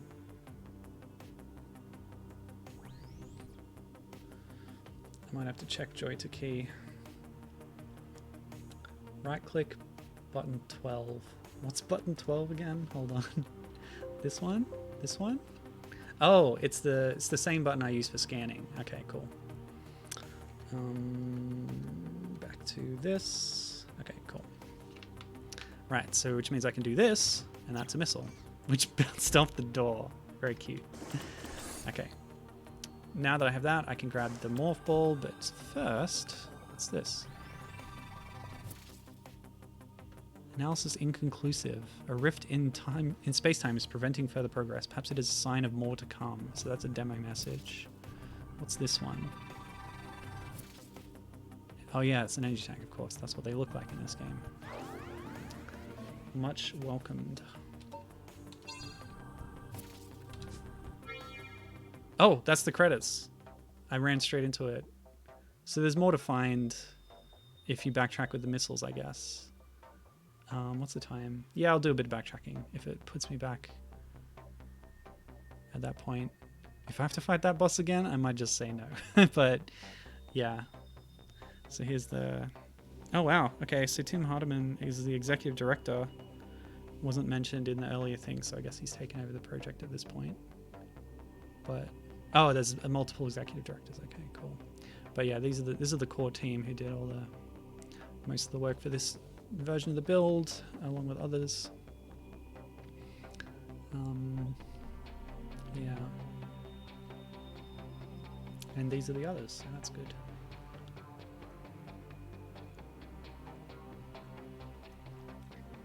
Of course, we saw a lot of this during the intro.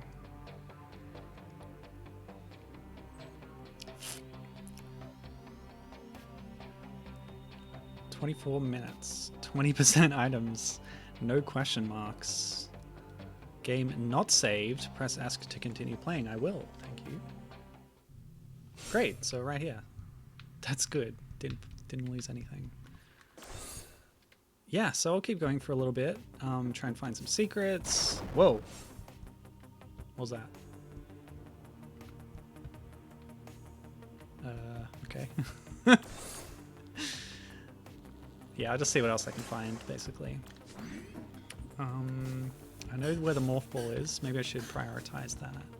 Oh, did you see that physics? I jumped on this little block and it like rolled over. See? I nudged it. Actual physics in a 2D game. It's pretty unexpected.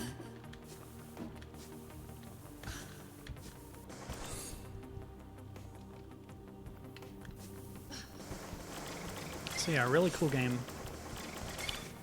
I'm glad that I was able to play it, that these people backed it up on archive.org. So there were like mirrors in here. No, there's another room.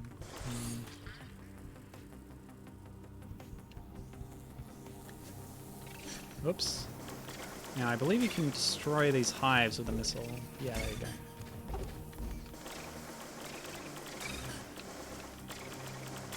Not as much of a flame effect in this version. Yeah, here's the mirrors. Don't know what to do with them exactly. I saw these earlier. There was sort of a hint in that other room that the mirrors were involved.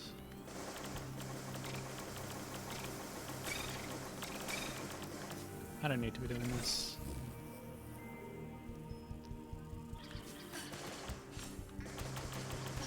Ah!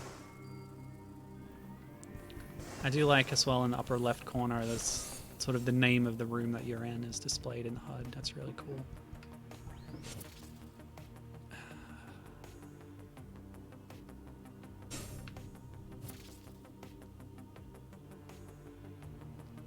So, yeah, Sean mentioned Chozo glyphs. Yeah, he's also pointing out that the little blocks I was marveling at the physics of are crates. I could probably blow them up for pickups. Yeah, I remembered that much from playing Metroid Prime.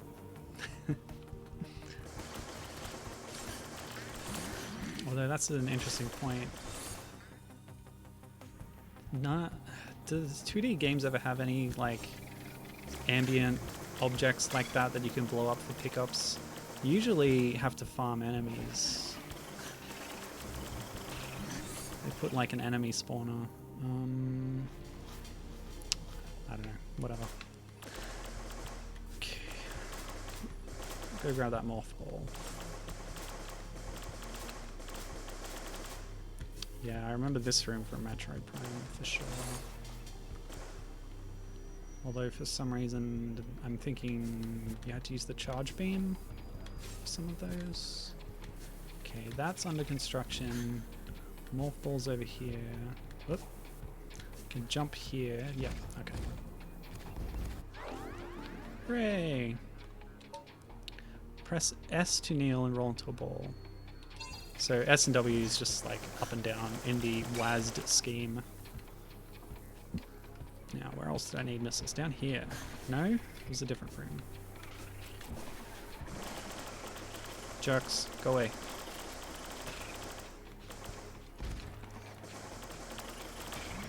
Let's test our new Mothball. Oh, lovely. Look at that stuff. That is very well animated, I gotta say. Ow! So that...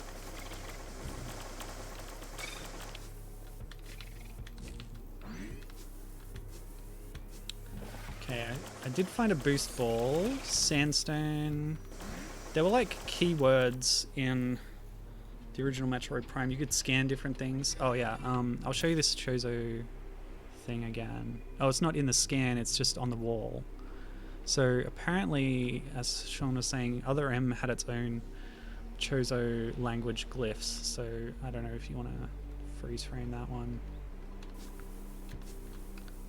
I assume it's a substitution cipher like Saurian language in Dinosaur Planet. And they can hide hidden messages in there. There's a couple of versions of Hylian too from Zelda. Like, I think it's the one in Wind Waker is based on Japanese and the one in Twilight Princess is based on English. Might have got it backwards though. Wait, I've missed something. Was it this room? There's definitely a missile block somewhere here. Oh well.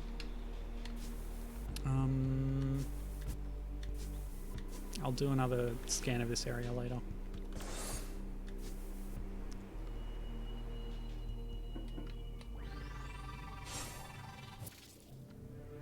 With my missiles, I'll now backtrack.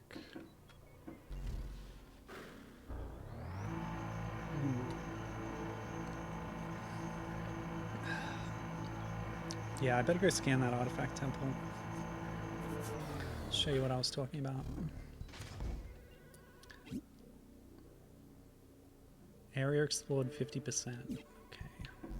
Oops. Oh no. See, it's a lot easier to avoid that in 3D space.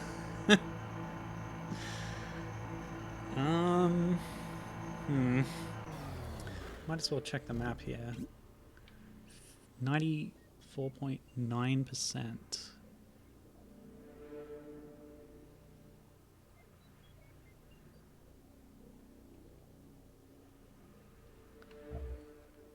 Oh yeah, I haven't showed these screens yet. They're really well done.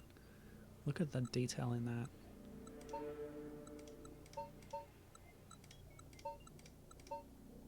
I don't know what the purpose of clicking on them is, but you can do it. Looks like there's... Oh yeah, that's just my current stats. Okay. And the full logbook that you can click and drag to scroll through. Hint totems are back in the artifact temple, which I would like to go show off, but it also logs all the lore you find. I love filling that out, you know, when I'm properly playing a Metroid game, especially Prime, I should say. Oh yeah, as Sean points out, this is her Smash 4 promo render pose. That's cute, he says. Yeah. Alright, I'll beeline for the artifact temple. We can do a little explore around there and then make our way back here.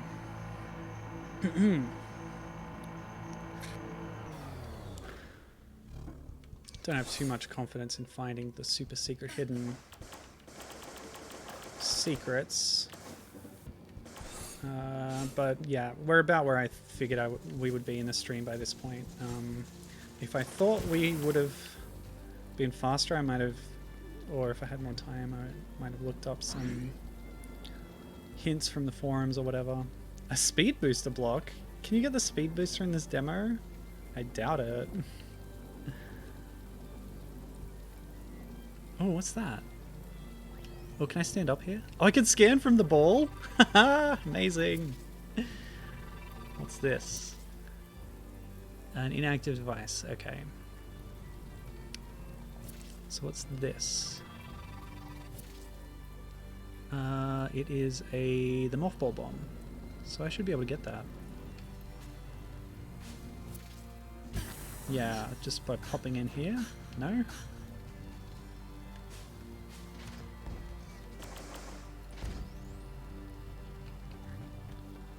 Oh, what?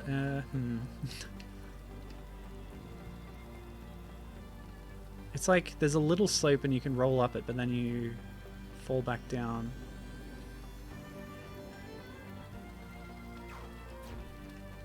I don't know what's going on there.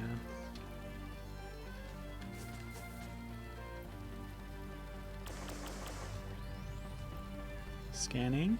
No? There must be another path in there. They've got the Mothball Bombs just there. Is it just to tease you, or are they accessible in this demo? Gotta wonder.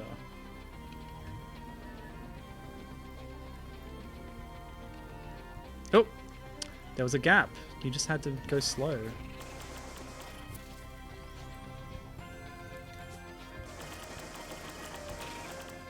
Alright, Mothball Bombs get.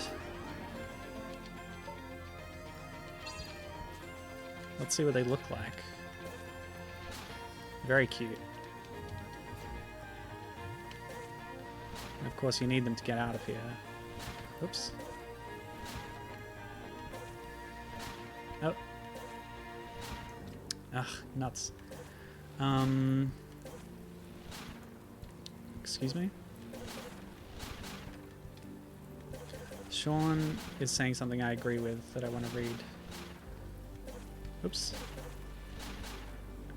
He says, that's the most endearing thing about fan games. When they dive into Easter eggs and shoutouts, the real stuff is unlikely to. And yes, I agree. That's a really cool thing about fan games. I notice it a lot in AM2R. There's a lot of little fan servicey things like that. It's a lot of fun. Yeah, it's very cool. Okay. I want to fill out my logbook, even if I don't take the time to read all the scans during the stream.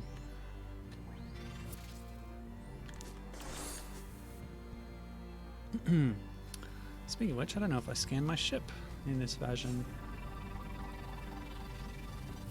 Nice. Gunship. Hunter class gunship. Blah, blah, blah, blah, blah.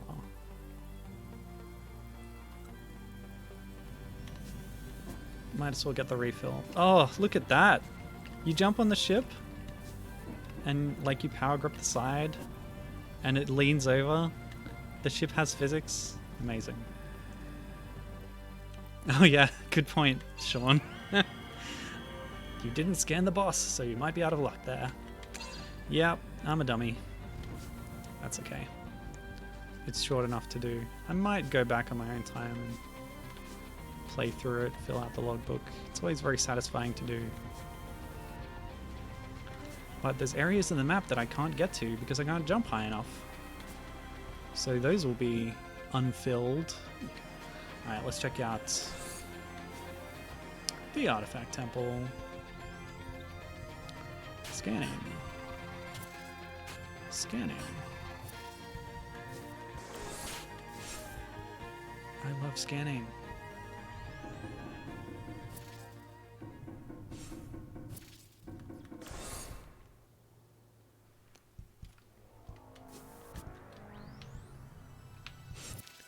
So all those ones give the same lore that I found on the other side.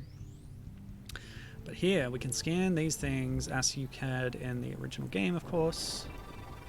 Let's see what it says. Peering from the gateway in heavens above, an ensnared beacon of hope guides a prophesized hero. May the dextral lanterns point to the ultimate conclusion. Truth. Strength. A modest prism of motion spells an arc of disease and extinction. Though from this temple our demise roots itself deep beneath your feet, images of its revolutionary source burrow much closer. May a ray of light one day rest here. Okay. Elder. Youthful whims once painted our most cherished fables, but through hard lessons of age our eldest has since retired. A great invisibility resides near cavernous glows of blue, and its opposite. May a ray of light one day rest here. Wild. The quills of the forest cry out in despair. Their ruler controls them in sequence. Beware. The spring trench aloft has its etchings confess. In passing such truth, seek what skull grids express. Whoa. It rhymes. Okay. Life Giver. Where sky has been pierced by a lone vessel, a prickly carapace dances, guarding the shadows which brought forth this realm's existence. May a ray of light one day rest here. That ray of light thing seems very indicative of a game mechanic that I don't understand yet, considering the whole mirror thing happening before. Warrior, a rightful destiny awaits those who unravel life's tangled coil. Each discovery opens the path toward a grand collection. I can't make heads or tails of any of these. Chozo. Legends tell of a trio of dashers protecting a cornered relic from many foes.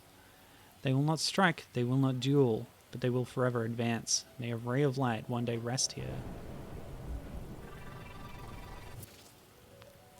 Nature. All that we see and all that we know will be undone with time. Even a rigid machine can be swallowed by the tendrils of nature, lying broken as the unforgiving environment looms overhead. There is hope. An elusive apparatus has not yet been taken by entropy. May a ray of light one day rest here. Oh, maybe they all end with the ray of light thing and I just didn't go down on some of the other ones. Sun. A protective field drifts slowly about the axes, concealing the broad winds. Each side is securely stationed in similarity, but only one is touched by grace. May a ray of light one day rest here. World. Great scholars flee not from the dangers in sight, as knowledge is found with a simple green light. That doesn't say the thing about the ray of light. Spirit. What rains from above is not water but red. Attend to each droplet with patience, not dread. The echoes of past fill the grooves in the stones. May spirits be lifted by metal and tones. Goodness me, this is very cryptic. Newborn, a charged leader's glare strikes into a canyon's sappy darkness. The prophetic symbol within suggests a horrific future yet untold. May a ray of light one day rest here. Sean is saying, pretty sure these are all new. The original games are much less flowery. The ray of light line reads like, we haven't added this yet to me, he says. Which, yeah, okay, I can see that. Good point. Wait. Oh, okay. Yeah, okay. And then, oh, can I, since I have the power grip, can I do this? Yes, I love that mechanic. Cool. More missiles, thanks. Whee! Rolling around is often faster, actually. Whoa, especially now. I gained speed from going down the stairs and I kept it all that way. Beautiful. Oh, this is part of Tallon Overworld, of course. Yeah, you might have a point there. But some of them seem to be hinting at things in this game. I noticed one about like 3 spiky things that guard something in a corner. I was like, yeah, maybe that's in the desert. Alright. So I'll do another sweep of like the whole map, basically. Oh, what's this? Oh, there's a missile expansion there. Thanks, Scan Visor. Nice.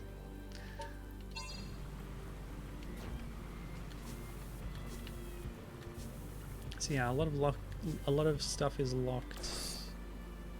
Yeah, the morph ball's locked behind missiles, so you basically can't get anything until you beat that first boss. And then you can get the morph ball, and then you can get the bombs. That speed booster block is very intriguing. I do wonder about that. Yeah, I was talking about the code words. So Prime has this code word thing. In here, traces of sandstone detected, and that was like a clue for how you break certain obstacles. So like, sometimes it would say this grating's made of cordite, and that means only a super missile can break it, things like that. So for sandstone, I wonder if that's missiles. I'll find out by jumping over here. Nope. Must be morph bombs. Yep, sandstone is morph bombs. So now I have the boost ball. How do I do that? Click and hold right mouse. Charge a boost. Okay, so I can do this. Glow, speed off, like so. And I might be able to use that to charge some mechanisms. I don't know how to recharge this map station, but that might not be in the demo. Alright. So, boost ball, actually not that fast. A little disappointed. Like, check this out. It's a little boost. And I guess you do keep the speed after all. Okay, that's pretty good. By the way, this background music, mwah, chef's kiss. Very nice stuff. It's very, like, orchestral, which is quite unlike what you often get in Metroid games with sort of techno synth instruments and stuff. So that's interesting. Oh yeah, that's right. The wave beam in Prime had like electrical capabilities that could charge things. So, so this is where like 3 things come out. I was wondering if that was like the 3 things that was hinted at. Yeah. So Astron said, I wonder if they intended you to turn on the map stations with the wave beam. That's possible, but wave beam might not be implemented in this demo. So what's this? Oh, okay. Bit of background lore. Oh wait, was that about visible light? Oh, just that it makes light. Okay. I'm keyed into mentions of light after all these hints. Alright.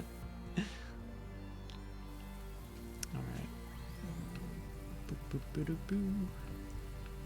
Scan seems pretty powerful if they're gonna reveal to you like the hidden missile expansion that I found in the Tallon Overworld.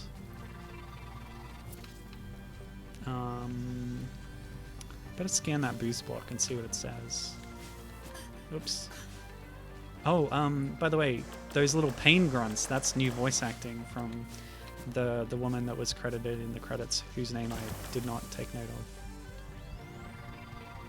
of. Mentally, I mean. Traces of Sablestone.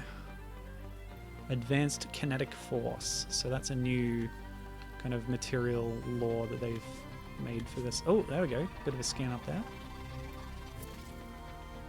A Chozo leader. Oh, it conducts wires, redirecting. Weak energy signals. 17%. So there was a hint about that, wasn't there? Hold on. I'm doing this with the control stick. Oh, it didn't record. Oh no, here they are. Hints. Yeah. This is too tough. I'm going to use the mouse. Oh no, my control's acting up. Okay, cool. The text is so small. Hold on a second.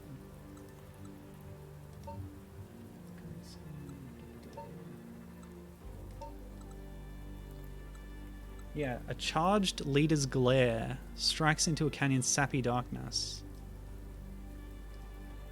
Yeah, so that twigged for me. This is a leader, a statue of a leader, and its glare, it has conductive wires in it, so charge. If you charge this leader, it would glare into the sappy tunnel that we just came through. The founder.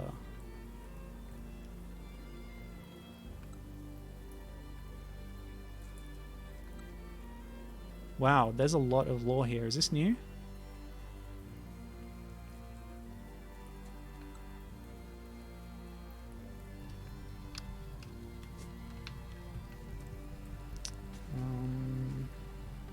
So yeah, charge. No wave beam. Missile did not seem to do anything. So yeah, maybe nothing.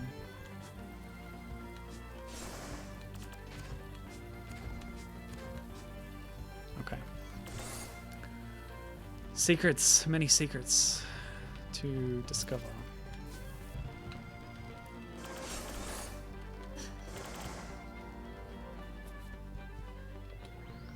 Thought I'd do a quick test there. Famously, in Metroid 1, if a little creeper was crawling on a door and then you shot the door to open it, it would just sort of spin in midair. It looks like here they will fall to the ground, so there you go, they fixed that. Okay.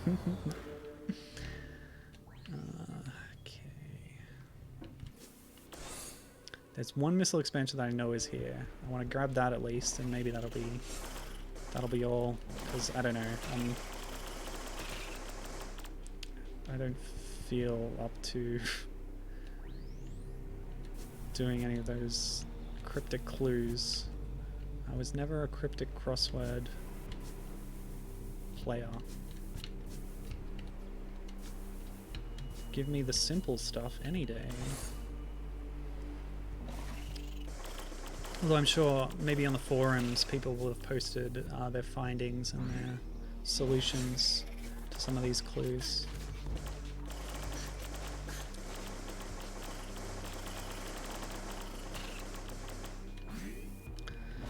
I don't think it'll be very good streaming for me to sit here and read laboriously through clues and try and figure out what they mean.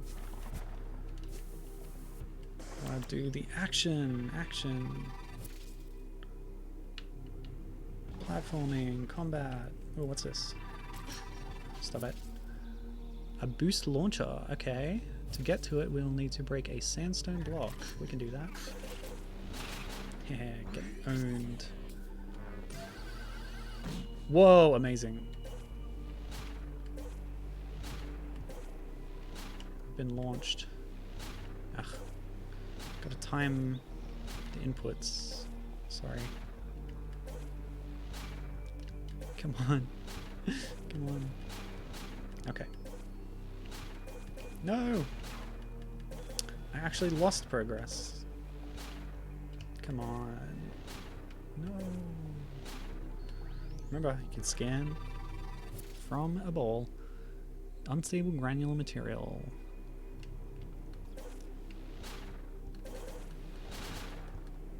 This might require a double jump.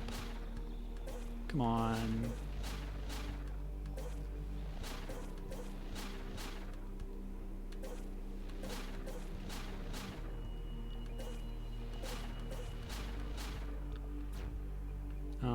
What? Mothball, like chaining jump boosty things is easier in the Prime games than in the 2D games, I have found.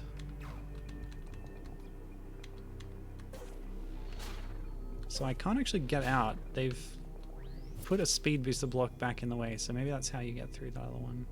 There's some mechanism somewhere, maybe.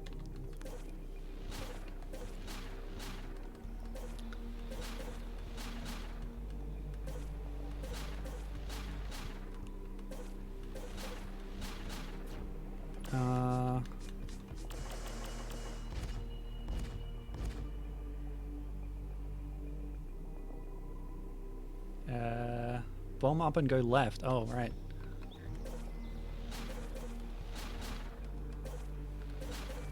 Oh yeah, dang it. I couldn't even see that. Very dim in there. Thanks for that. Alright, oof. I was totally going up the wrong tree there. Or rather barking. Barking mad. Oops. Now, let's see what else is around here.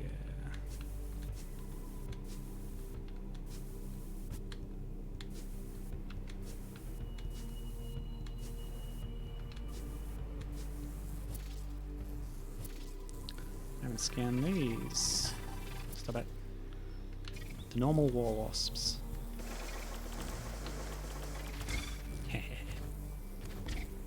Oh, more than one missile, huh? These things are tough. Goodbye. Oof. Ah, we can destroy them utterly. Now. Thank goodness. Oh boy, this would be easy with a mouse. Come on. Oh boy. Ah, how are we gonna get that one?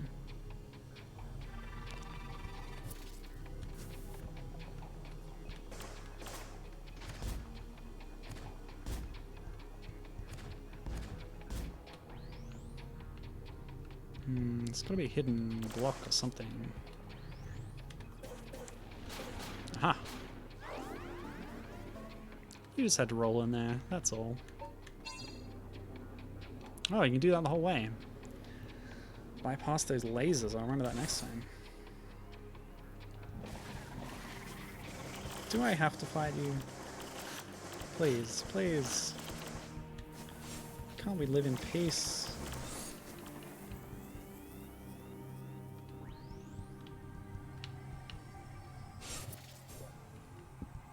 So maybe when the map room said that there was a corresponding room, it meant this room. It's just on the other side of the wall. In which case you got to interact with this thing. But again, that might require the wave beam. It's hard to know what they're intending to be secrets for you to uncover within the demo and what's just something that's not been implemented yet. Because there's of course all these doors that you can't go through. I haven't scanned a save station yet. Okay.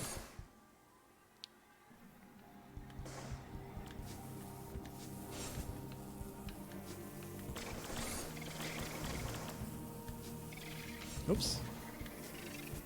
Oh my gosh, that's a lot of war wasps.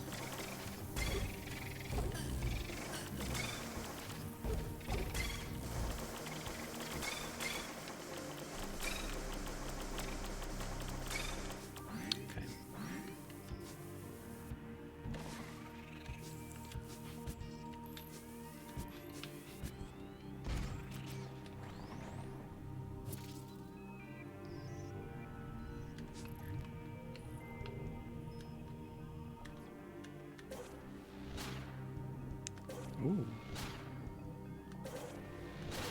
Oh great, it's a little Mothball puzzle.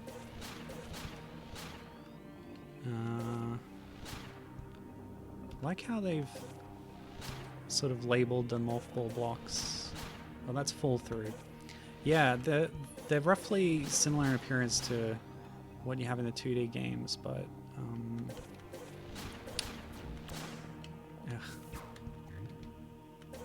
but sort of more realistic looking, detailed.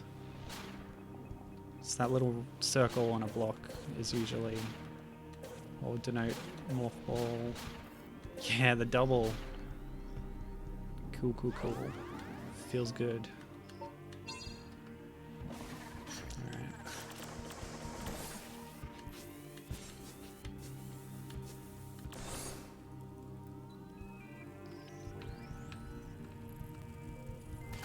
Ow.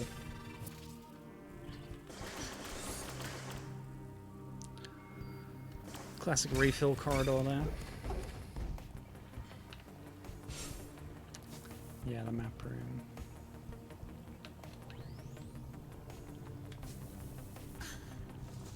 Oh, this is where that missile block was. I was in that room, I bypassed it, and then I was like, oh, I wonder where that missile block was. I am such a fool. Ah. Okay. What does that map say now? Yeah, there you go. So that percentage is for items collected. And it looks like 94.5. I'm probably missing one here and one in Tallon Overworld. So... But we're past the 2-hour mark now. I feel like I've explored almost all of this. I haven't found basically any secrets, but I think I'm done with this to my satisfaction now. Hope you've enjoyed watching it. Unless you have any suggestions for where the secret hints could be, the secret secrets, the secret hidden government and corporate secrets. Anyway, yeah, this is a really cool little project. Hope I've got that across.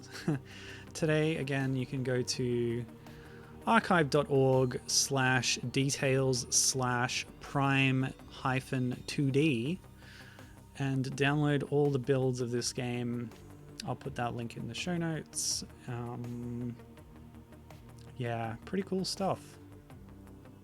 And the names of the creators that were involved are all out there in the credits. So if you're interested in following their work and seeing what they do next after this, because yeah, you can check them out. Because we have seen that a few people have had successful transitions from Metroid fangame maker to, you know, creator of commercial Metroid-like products, with Thomas Happ's Axiom Verge and Milton Grasty's involvement in Ori and the Will of the Wisps. It'll be some time though, I think, because yeah, they got the cease and desist in August of this year, so they might not have had time to work on anything else yet. But yeah, this was Prime 2D. Excellent little fan game, and I hope that people aren't too discouraged by Nintendo shutting things down. Or maybe that should encourage you to do more original work. It is harder to get attention when it's not tied to a known IP in the way that fan games are. But yeah, I guess it's safer. But yeah, this is cool, this is fun, well done to the team, and yeah, alright. That is the end of the stream today. I don't know what I'm doing next week, haven't planned it. This was my Halloween stream, lol. Anyway, have a good week everyone, and stay safe. Thanks for watching, love you.